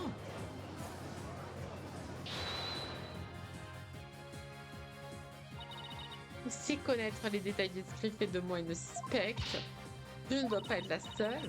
À mon avis, quelqu'un d'autre aurait pu lire le mot de la professeure de la cour. Le mot? Mais quel mot? La professeure et Marguerite s'occupaient toutes les deux des préparatifs du faux procès, mais il n'y avait qu'un seul exemplaire du script pour qu'il ne fuite pas. Mais ce n'est pas très pratique. Elle n'insinue quand même pas que la professeure de la cour a fait exactement ce que vous pensez. Elle n'a écrit aucune information sur les procédures ou le dénouement de l'affaire. Toutefois, elle a laissé un mot à propos des accessoires et du corps de la victime. Est-ce la vérité, Mademoiselle Bonga?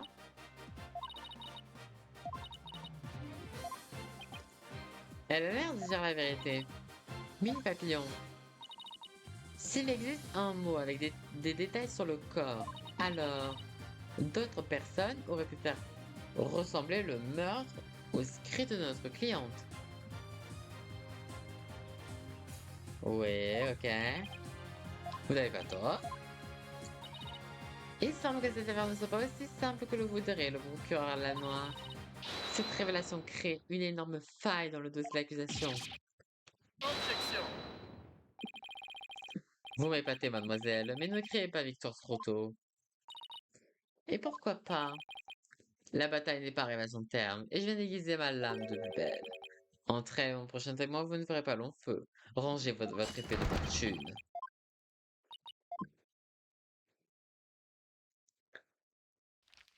Et purée, il invite lui.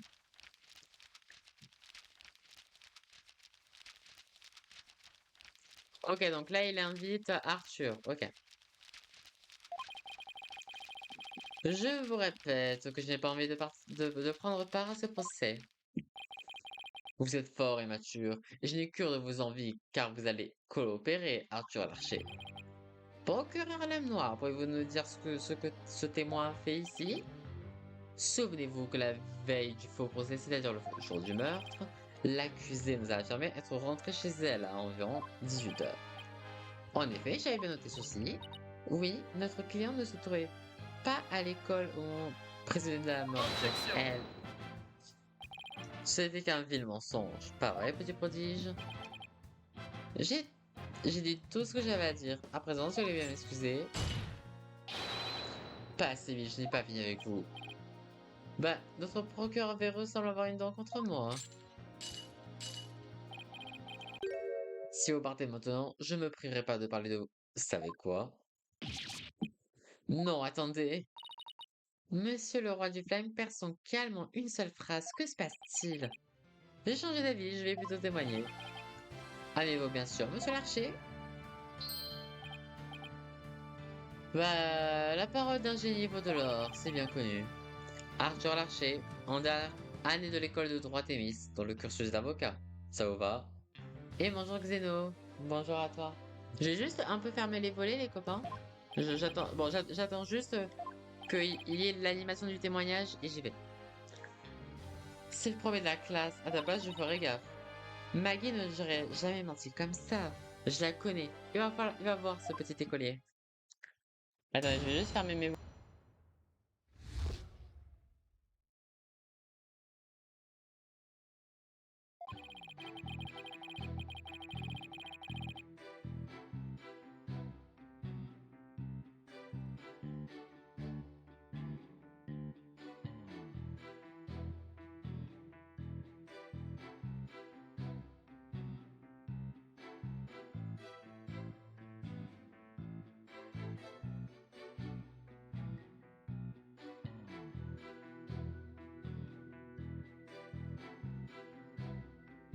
Mais en tout cas, il fait si chaud, mon dieu. Mon dieu, mon dieu, mon dieu. Et excusez-moi, hein, si des fois j'ai du mal à faire le doublage, mais au moins, j'arrive à ne pas bâiller. Ça change. Jusqu'à 19 h, pour me préparer au faux procès, je suis allé méditer sur le champ de tir à l'arc. Vers 19 h 15, je suis passé par le bâtiment principal avant de rentrer. C'est là que j'ai vu Marguerite. Nous sommes croisés presque sans rien dire, elle m'a paru normale. Voilà.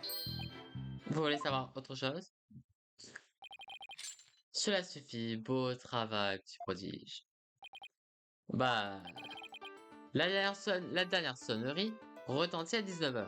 À ce moment-là, le campus devient un lieu désolé. Remémorez-vous le magnétophone, nous avons l'heure de l'enregistrement. C'était la veille du faux procès, à 19 h 10, l'heure sombre de ce crime abject. Mais pouvez-vous le prouver? Puisque c'est l'ultime sonnerie, cette école passe une annonce spéciale à 19 h. La voix féminine sur la bande se fait entendre 10 minutes après cette annonce. L'assassin a attendu que l'école soit déserte pour tendre son piège meurtrier. Ok, je crois on entend une femme crier « T'as tout gâché » enregistré dans l'atelier le 23 à 19 h 10. Quand le témoin a aperçu l'accusé, ce devait être... Tout à fait, c'était 5 minutes après l'enregistrement de la voix dans l'atelier. Nous savons maintenant que l'accusé était encore dans le bâtiment, même après le crime.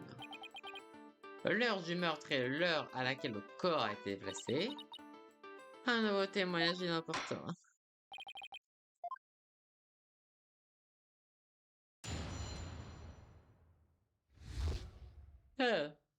Hop là. Alors, du coup, jusqu'à 19 h pour me préparer, je suis allé méditer sur le champ de tir à l'arc. À 19 h 15, tu as vu Marguerite. Notre cliente a affirmé être rentrée chez elle à 18 h. J'ai quitté l'école vers 18 h. Non, c'est faux. Je ne sais pas ce qu'elle y faisait exactement, mais Marguerite était à l'école après 19 h. C'est sa parole contre la mienne, j'imagine. Si Maggie était bien là, ça veut dire qu'elle m'a menti. Pour te dire, je n'ai aperçu que l'espace d'un instant. Mais je sais pas pourquoi, mais je sens bien le coup de Marguerite qui veut protéger ses amis. Je sais pas. Mince. Ah si, oui. Quoi qu'il arrive, je veux l'attaquer. Mais en fait, je sais pas pourquoi, puis je sens bien le coup de Marguerite qui veut un petit peu, comment dire, genre, elle aurait pu totalement nous dire que Camille, c'était une femme, en fait. Donc, je sens bien le coup de Marguerite, en fait, qui, en même temps, ben, elle veut pas qu'on la suspecte et qu'elle soit coupable, mais elle ne fait pas, comment dire, j'ai l'impression qu'elle veut quand même essayer de protéger ses potes, hein. Et ça me dérange un peu, quoi, parce que du coup, ça la fait un peu suspecte quand même. Je m'entraîne pour le tournoi de dessin samedi 10 minutes, c'est chaud, mais j'avoue que moi, ton tournoi de dessin, moi j'aurais. En tout cas, je croise fort les doigts, Xeno, et je salue en tout cas ton courage, hein, parce que moi je sais que moi je pourrais pas, quoi. Surtout que 10 minutes, franchement, ça équivaut à une game sur Gartic Phone, hein. Mais j'avoue que moi j'aurais tellement. C'est surtout que t'as la pression en fait. Parce que du coup, vu que c'est un tournoi, du coup tu vas être en face à face avec quelqu'un d'autre. Et du coup, ben, en fait, tu sais pas la distance que tu auras entre toi et le public. Du coup, en fait, t'as un petit peu ce côté où tu dois rester focalisé pendant 10 minutes, faire ce que tu as donné et tout, mais faire tout un travail dans ta tête de prise de recul, de te dire, de pas laisser en fait le public te déstabiliser, tu vois. Parce que c'est peut-être sur ce point-là que ça va, que certains concurrents vont peut-être faire de la D à cause de ça, qui risque de se faire déstabiliser. Donc ça, faut vraiment faire attention. C'est comme un procès. Vous avez croisé une bonne amie sans même prendre la peine d'échanger. La dernière sonnerie avait déjà retenti. L'école n'aime pas nous voir papoter dans les couloirs. Même si on n'a pas tous une voix aussi agaçante que la vôtre.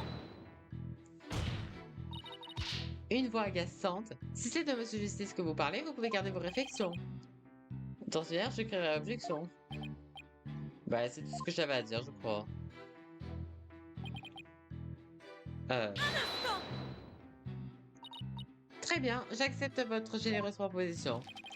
Je m'en doutais. Allez-y, posez vos questions. Alors, monsieur Larcher, je voulais vous demander, êtes-vous allé dans l'atelier? Pourquoi être resté après la dernière sonnerie? Comment avez-vous préparé le faux procès?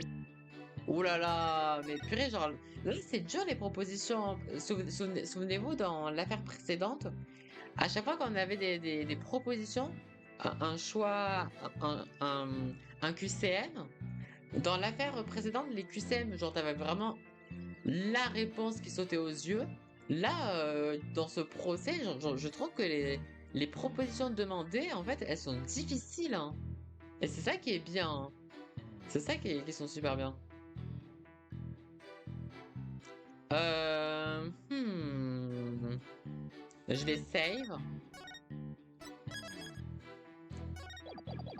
Je voulais vous demander, êtes-vous allé dans l'atelier? Pourquoi être resté après la dernière sonnerie?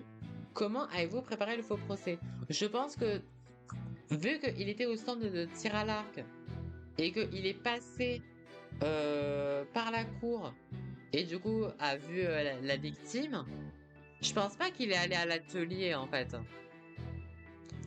Genre, je pense que si je dis que êtes-vous allé dans l'atelier, je pense que ça fait un peu sortir du chapeau. Ça sort un peu du chapeau. Moi, j'hésite vraiment entre la B et la C, hein. Pourquoi être resté après la dernière sonnerie? Parce que en vrai, ben, on sait pas vraiment pourquoi. Mais après, comment avez-vous préparé le faux procès? Ça, en fait, elle paraît moins anodine, mais elle pourrait être intéressante. J'hésite entre ces deux-là, mais on va tenter celle-ci. Veuillez préciser au tribunal que vous faisiez ce que vous faisiez le 23 octobre, la veille du faux procès. Rien du tout. Vous n'avez pas aidé aux préparatifs. Bah, vous avez du mal à comprendre ce que je vois. Je n'ai fait que jouer mon rôle. Les préparatifs, je laisse ça aux autres. Moi, je devais me préparer mentalement. Maggie a travaillé d'arrache-pied pendant que lui est resté les mains dans les poches. Je souhaite vous rappeler que j'ai passé la plus grande partie de la journée du 23 au champ de tir. J'ai parlé à personne avant la fermeture de l'école, à 19h. J'ai bien vu passer quelques membres du club de tir à l'arc. Et vous n'avez pas adressé la parole à qui que ce soit. Absolument à personne. Exactement. Je vois, cette information est cruciale. Veuillez l'ajouter à votre témoignage. Ok. Je n'ai parlé à personne avant la dernière sonnerie. Je méditais seul au champ de tir. Mais du coup... Mais du coup, attends. Je n'ai parlé à personne avant la dernière sonnerie. Je méditais seul au champ de tir. Attends. Agenda de conscience de la cour. Attends, il y a quoi? Oui. 23. Rendez-vous avec Arthur à propos du rapport. Important. Du coup, pourquoi t'étais au stand de tir à l'arc alors que t'étais censé avoir rendez-vous avec Constance du coup? En plus, c'est lui qui a dit que du coup la journée s'est bien passée le 23. Vous affirmez n'avoir parlé à personne pendant la journée du 23 octobre. Dans ce cas, expliquez-moi ça en détail, je vous prie. C'est l'agenda de la victime. Elle était particulièrement bien organisée. Tenez, prenez cette page par exemple. On peut y lire 23 rendez-vous avec Arthur. Et important. Intéressant, vous ne trouvez pas? Où est-ce que vous avez trouvé ça? Ce qui m'intéresse ici, c'est le mot important. Vous affirmez ne pas avoir quitté le champ de tir. Cependant, vous avez mentionné les allées et venues de certains élèves. L'endroit n'était donc pas idéal pour une discussion importante. Le campus tout entier est en pleine effervescence avec le faux procès. Aurait-il bien pu avoir une conversation privée? Bien sûr, cela paraît complexe. C'est pour cette raison qu'il a attendu la dernière sonnerie. Quoi voulez-vous dire? Le témoin était encore présent après la dernière sonnerie, afin de pouvoir s'entretenir avec la victime en toute tranquillité. N'est-ce pas, monsieur Larcher? Objection. Quand cessera donc cette Saint-Pertinelle mascarade? Comme toujours, vous n'avez visiblement nulle preuve de ce que vous affirmez. Je n'ai effectivement pas de preuve directe. Le témoin cependant a déclaré avoir médité jusqu'à la dernière sonnerie. Il a donc tenté de dissimuler son rendez-vous avec la victime. D'abord Camille, ensuite moi. Qu'allez-vous accuser après ça?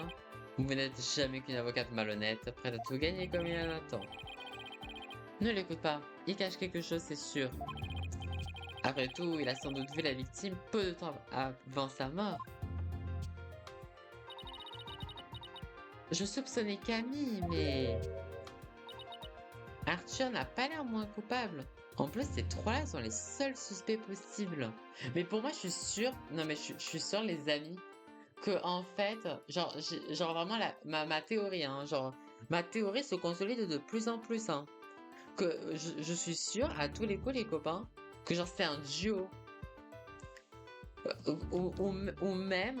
Et genre ça serait vraiment lunaire... Que, en fait, les trois, en fait, sont suspects, genre coupables, en fait, les trois. Hein.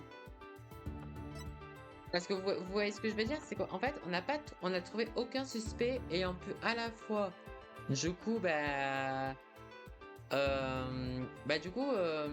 tuer, Athéna. Non, pas Athéna. Miskin Athéna. On a trouvé aucun suspect ayant pu à la fois buter Constance et attendre le lendemain pour déplacer le corps vers la cour sur la scène. Mais si c'est un duo qui a collaboré, là par contre, là ça change tout là par contre. Sauf que là, en fait, pour moi, le fait que Maggie essaye un petit peu de noyer le poisson entre les deux, je suis un peu en questionnement de est-ce que genre, vous voyez ce que je veux dire? Genre, est-ce que genre les trois, genre, pour moi les trois en fait ils sont sus en fait. Surtout ces deux-là. Hein. Surtout ces, oh purée. Surtout ces deux-là, hein, ils sont sus. Hein. Mais j'ai pas envie de dire que Marguerite, elle est dans le lot. Mais voilà, pour moi, c'est ma théorie. Pour moi, je sens bien le coup, en fait, que là, Athéna, elle est en mode à essayer absolument de trouver un coupable, mais en fait, je pense qu'il y a plusieurs coupables. Dites-moi, monsieur Larcher, vous êtes-vous entretenu avec madame de la Cour ce jour-là? Désolé, monsieur le procureur, ce n'est pas pour vous la vedette, mais quelque chose à dire. Souvenez-vous, mademoiselle Sack, que l'enregistrement présentait une voix féminine. Expliquez-moi dès lors comment je pourrais être suspecté. Il n'y a pas tort. Impressionnant, le petit prodige fait bel et bien des miracles. Prenez donc ma place, vous avez l'air tout à fait capable de mener des débats. Désolé, mais je cherche à devenir avocat. Quel dommage que d'imaginer tant de génie gâché à de si futiles desseins.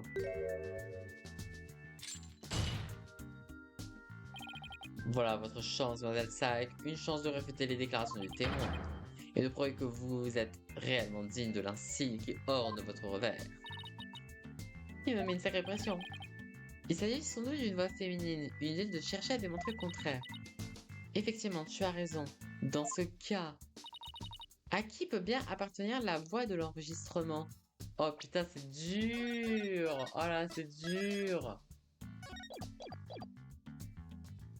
À qui peut bien appartenir la voix de l'enregistrement? Le témoin, la victime ou l'accusé?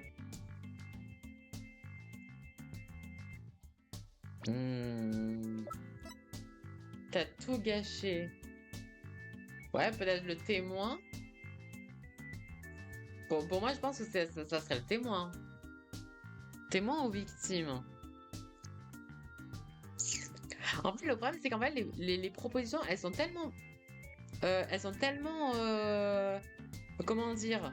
Elles sont tellement pertinentes. En fait, chaque proposition est pertinente que c'est dur à déterminer, en fait. Oui, parce que la voix, elle est féminine. Ok, partons du principe que la voix, elle est féminine. T'as tout gâché, donc ça peut pas être le témoin. Parce que là, du coup, le témoin à la barre, c'est un mec. Du coup, il nous reste la victime ou l'accusé. Donc, bah, par élimination, je vais dire la victime, du coup. Cette voix appartient à la victime, c'est la seule possibilité. Objection. Aurez-vous perdu la tête? On entend clairement tout a tout gâché. Ce sont là les paroles d'un assassin à sa victime, et non l'inverse. Bon, il n'a pas tort. T'as tout gâché, t'as tout gâché. Athéna? T'as tout gâché. Attendez un peu. Athéna, tu me fais un peu peur. Comment ça t'as peur? Moi, j'ai peur de le dire. Quoi donc? Monsieur le procureur, vous voulez savoir si j'étais digne de mon badge? Je vais vous montrer pourquoi. Malgré mon jeune âge, je le porte avec fierté. Allez, vas-y, Athéna. Vas-y, Athéna. Vas-y, Margot.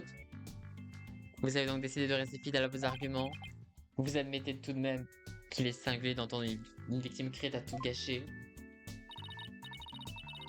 Absolument. Si c'était bien ce qu'elle avait dit, cependant ce n'est pas le cas. Avez-vous des arguments en faveur de votre théorie, mademoiselle Sack? Pas vraiment, mais ce n'était pas franchement nécessaire de le souligner. S'il s'agit bien de la voix de Madame de la Cour sur cette bande, elle criait parce qu'elle menaçait l'archer, était menacée par l'archer, réprimandait l'archer. Oh là là là là, oh là là là là. Attendez, je save les copains. Oh, mais c'est dur. Je vous jure que... Après, je pense qu'il y a aussi le facteur de la chaleur également, les copains. Mais je vous jure que genre les choix, genre ils sont incroyables.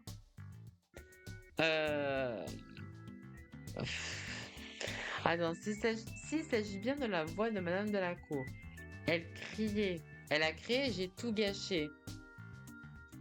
Ah non, attends, t'as tout gâché. Attends, je confonds. Non, c'est t'as tout gâché. Si elle a crié, t'as tout gâché. Du coup, ça veut dire qu'elle le réprimandait, du coup?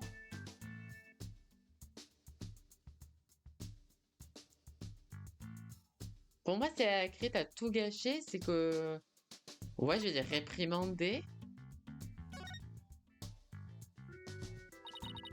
Je souhaite remettre en question l'une des bases de l'accusation. Le cri que l'on entend sur la bande était-il vraiment t'as tout gâché? Qu'est-ce que j'ai encore trouvé, Athéna? Selon l'agenda de Delacour, celle-ci est censée voir le témoin pour une importante conversation. Il est possible que notre témoin, tout génie qu'il soit, ait commis une erreur.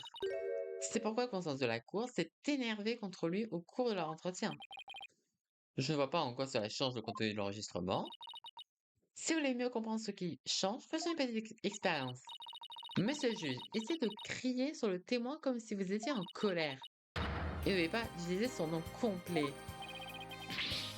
Voyons voir. Arthur Larcher. Qu'est-ce que j'ai vu pour mériter ça? Parfait, c'est ça. Plus vite à présent. Arthur Larcher. Oh. Arthur Larcher. A tout lâché. T'as tout lâché. Ah. C'est quoi en fait? Elle a crié. Et en fait, elle aurait crié tellement vite qu'en fait, on entend t'as tout lâché. Ah, t'as tout lâché. Ah, en vrai, c'est pas mal. Du coup, en fait, l'accusation pensait que la meuf crie, du coup, crie, tu as tout gâché. Mais en fait, si tu dis t'as tout lâché, ça marche en fait. Attendez un peu, c'est impossible. Et si, monsieur le juge, il est de notoriété publique, il est de notoriété publique que l'erreur est humaine, nous prenons parfois les ombres pour des monstres, ou le vent qui siffle pour une voix. Maintenant que vous le dites, cette voix sur la cassette n'a jamais dit t'as tout gâché. La phrase que l'on croit entendre sur l'enregistrement est en fait adressée au témoin. Un phénomène similaire à la capacité d'écoute sélective dont les hommes font souvent preuve. Quoi? Laisse tomber. Le plus important, c'est que cette voix n'est pas celle de notre cliente. Et puisque la victime s'adresse au témoin, celui-ci doit figurer sur la liste des suspects. Objection. Ok. Encore une dernière pièce à conviction. Oh, putain. Une autre pièce à conviction? Mais qu'est-ce qu'il va encore sortir de son chapeau? Observez cet immense portrait et bientôt cette étincelle d'insolence qui quittera votre regard.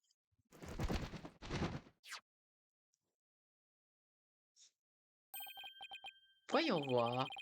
Il s'agit d'une photo de l'accusé et de la victime. Déjà, je trouve quand même que... Comment dire? Déjà, je trouve quand même que la photo... qui a pu bien prendre la photo, déjà de 1?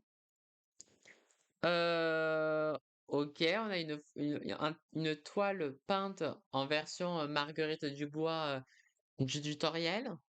Il est 19h05, il fait nuit, et il y a des chaînes avec une manivelle. Ok.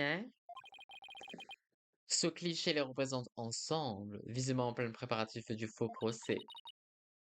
Vous voulez dire que ce portrait a été pris dans l'atelier, là où a eu lieu le meurtre? Précisément, mais c'est pas tout. Regardez plutôt l'horloge qui orne le mur. Elle indique 19h05, soit 5 minutes à peine avant l'incident de l'enregistrement. 5 minutes après la prise de cette photo, l'accusé a sauvagement poignardé la victime. Il semblerait que la culpabilité de l'accusé ne fasse guère de doute. Maggie était en compagnie de Madame Delacour 5 minutes avant qu'elle ne soit assassinée. Je suis coincée, quoi que je dise à présent, ça ne changera plus rien. Avez-vous enfin compris? Vous avez beau porter à votre cliente une fois à toute épreuve, elle sera impitoyablement pourfendue par le tranchant de la vérité. Ah. Écoutez-moi un peu, jeune fille. Je comprends que vous vouliez à tout prix sauver de votre cliente. Cependant, je ne crois pas que votre ligne de défense corresponde à ses attentes.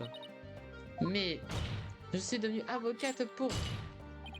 Vous ne comprenez donc pas, malgré les affres de la défaite et de la douleur, un tribunal n'est pas fait pour les enfants qui veulent jouer à l'avocat. Ne vous laissez pas écraser par le poids de l'échec. Rentrez plutôt chez vous et tâchez de grandir un peu.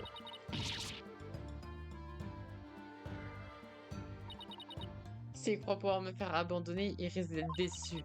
Je dois puiser dans mes ressources si je veux réussir à sauver cette personne. Je n'ai rien à lui opposer.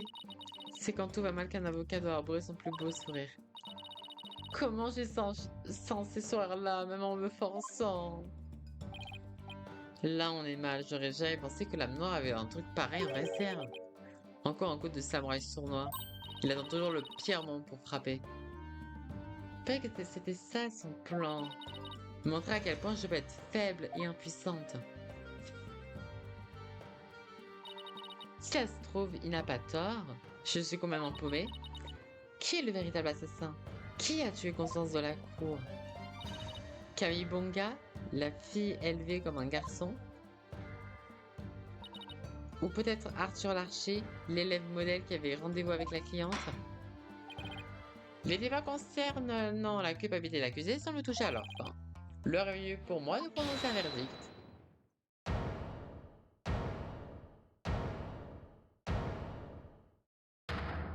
Oh! Vous passez vite! Mais que se passe-t-il encore? Vous ne pouvez pas interrompre sans raison un juge qui s'apprête à... Désolé, mais rendre un mauvais verdict, c'est un grand non. Que... Mademoiselle Bonga, j'espère que vous avez une bonne explication. Marguerite n'est pas l'assassin. Et je le sais parce que je sais de qui il s'agit réellement. Vraiment? Vous savez qui est l'assassin? Qu'est-ce que c'est Michel encore? Ouais, même que c'est... C'est moi! De Cora? J'y comprends plus rien, mais pourquoi est-ce qu'elle passe aux aveux? Il est vrai que Mademoiselle Bonga a été aperçue près de la scène. Elle y a même été photographiée. Et puis j'y pense que je la trouve louche.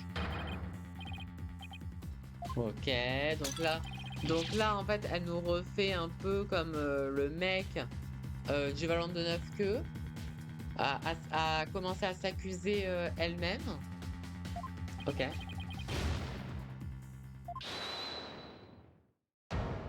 Oula, encore? Oula, Marguerite? Un instant, écoutez-moi. Marguerite, qu'est-ce que tu fais? Merci pour tout, Ena. J'espère que tu sauras me pardonner. Je peux pas laisser mes amis se faire accuser à ma place.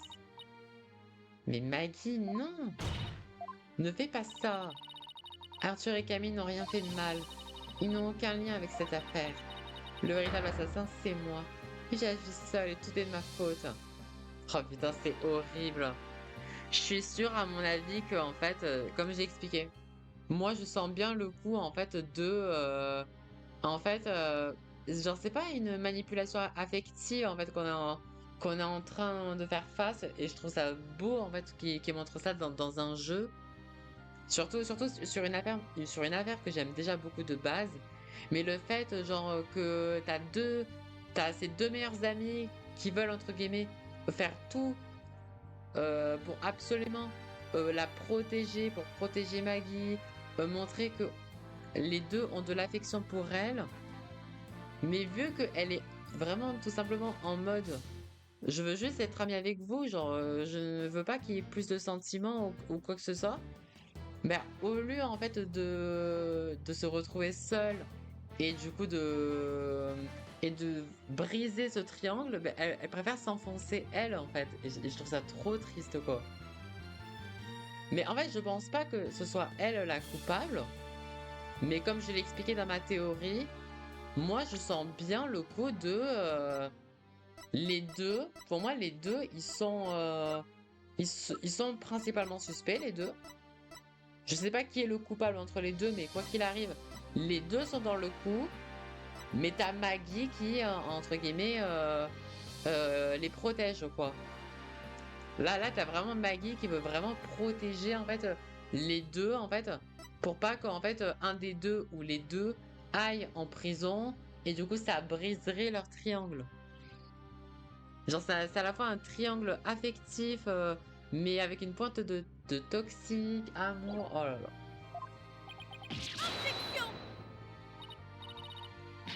Je sais que c'est faux. Tu dois revenir sur ta déclaration vite.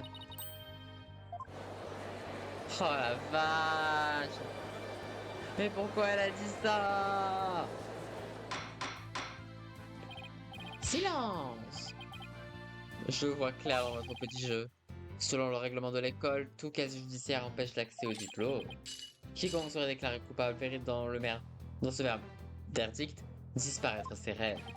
Mais voilà, c'est ça en fait le problème. En fait, c'est ça le problème, c'est qu'en fait, j'ai l'impression qu'ils sont en mode, ben en fait, ça va être l'un de nous en fait qui va être coupable. Ça va être un de nous qui malheureusement ne pourra pas réaliser son rêve. Et en fait, au lieu en fait de se chamailler entre guillemets entre nous pour désigner qui c'est le bouc émissaire, je sens à venir à tous les coups de c'est moi le coupable, c'est moi la coupable, c'est moi la coupable, pour entre guillemets, à leurs yeux, pour que les trois soient coupables. Et ainsi, bah, du coup, les trois ne réaliseront jamais leurs rêves, mais resteront ensemble. Mais en tout cas, je trouve que cette affaire, en termes de théorie, genre, tu peux tellement faire des belles théories. Ah, j'aime beaucoup cette affaire, hein. Ok. Camille aurait... Camille aussi essaie juste de protéger Maggie. Si c'est le cas, le véritable assassin. C'est ça en fait, c'est que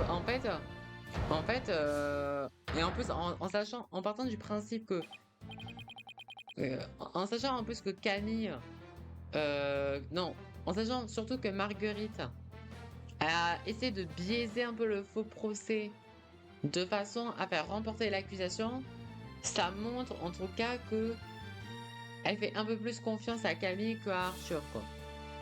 Quelle vaste blague. C'est autour d'Arthur, on dirait. Voilà, c'est ça. Vous croyez que c'est moi l'assassin? Pas vrai. C'est vrai qu'il est doué. Je vais vous dire la vérité. D'ailleurs, je vais faire simple. C'est moi le coupable. Je l'ai assassiné. Qu'est-ce que je vous ai dit? Ah, c'est horrible, mais c'est incroyable. Ah, c'est incroyable. Le triangle. Le triangle, en fait, en fait, il y a un côté un peu noble, tu vois. Le côté un peu, là, ils savent que ils ont fait de la D. Ils ont fait de la D. Et en fait, au lieu, en fait, de dire que c'est toi qui l'as buté, donc c'est toi qui, entre guillemets, mériterait de partir du triangle, genre, ils préfèrent s'accuser entre eux, quoi. Mais, ah, c'est horrible. C'est horrible ce qui se passe.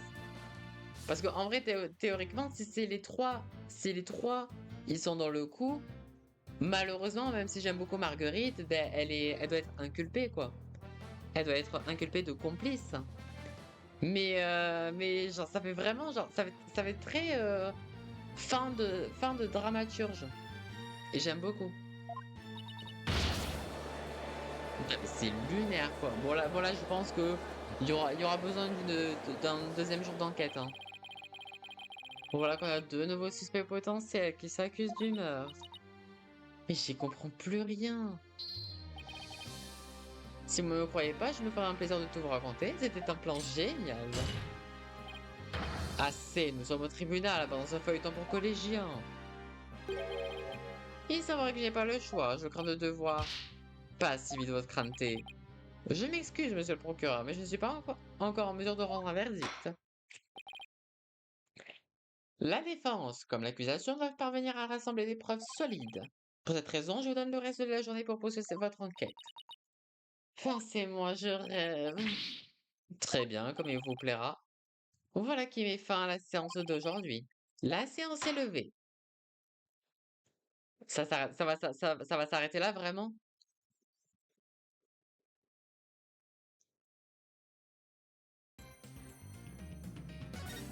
Oh là là là là! Mais que dire de cette affaire, quoi? Oh, mais non, mais là, je vous jure que premier degré, je pense que cette affaire, j'attends de voir les copains, parce que on sait qu'une affaire peut facilement flop, hein. On sait qu'une affaire peut potentiellement flop. J'ai pas envie de me hyper de fond en comble. Mais pour moi, j'ai l'impression de revivre l'affaire que j'ai le plus aimée de tous les opus confondus, avec l'affaire de Maya sur sa séance de channeling avec Dr Paul Laforne, Inès Spéré, Eva Causé-Souci, etc. quoi. Genre là, je trouve l'affaire incroyable quoi. Genre là, par exemple, à ce procès, il y a eu tout ce que j'aimais. Il y a eu des rebondissements, il y a eu du cliffhanger. Genre, par exemple, le coup de Camille Bonga, qui en fait n'est pas une fille, mais, non, qui n'est pas un gars, mais finalement c'est une meuf. Le fait de l'histoire avec le costume de Marguerite, que du coup, il y avait comment dire, de la peinture fluorescente dessus. L'histoire avec le côté, euh, comment on appelle ça? Le vêtement, s'il est à l'endroit ou à l'envers, et vraiment cette histoire de triangle en fait qui est à la fois très perturbant, mais c'est super bien écrit quoi. En tout cas pour moi en tout cas je vois pas des genre c'est pas comme l'ancienne affaire où en fait genre c'était il y avait des idées mais c'était écrit de manière très confus. Alors que là j'ai vraiment tout saisi. J'ai vraiment tout saisi et ça me change. Et du coup, là, on termine du coup sur un peu ce que je pensais, entre guillemets. Je sais pas si ma théorie, du coup, elle est juste, je sais pas du tout. Mais en tout cas, je sens bien le côté de les trois, en fait, en fait, je pense qu'il y a véritablement un ou deux coupables. Mais vu que c'est un triangle, et vu qu'ils savent que l'un des trois va être accusé de meurtre et du coup ne pourra plus réaliser son rêve du triangle, c'est de recevoir notre diplôme tous ensemble, ben du coup ça se briserait. Et du coup, à mon avis, Maggie, elle a dû se dire, ben là en fait, si Camille se dit coupable, je vais me dire que je suis coupable. Par contre, moi, je pensais pas que Arthur, il allait dire qu'il allait. Je pensais pas que Arthur allait suivre le groupe. Parce que moi, je vois vraiment Arthur Larcher comme un, comment dire? Moi, je le vois bien comme un fuyeur, en fait, Arthur. En fait, parce qu'en fait, il a un comportement très indépendant, très individualiste, mais il reste quand même attaché à ce triangle, mais je sais pas, il y a quand même des zones d'ombre hein, concernant les trois, hein, mais j'ai trop hâte. J'ai trop hâte, mais du coup, ça sera pour le prochain épisode. Du coup, gros bisous!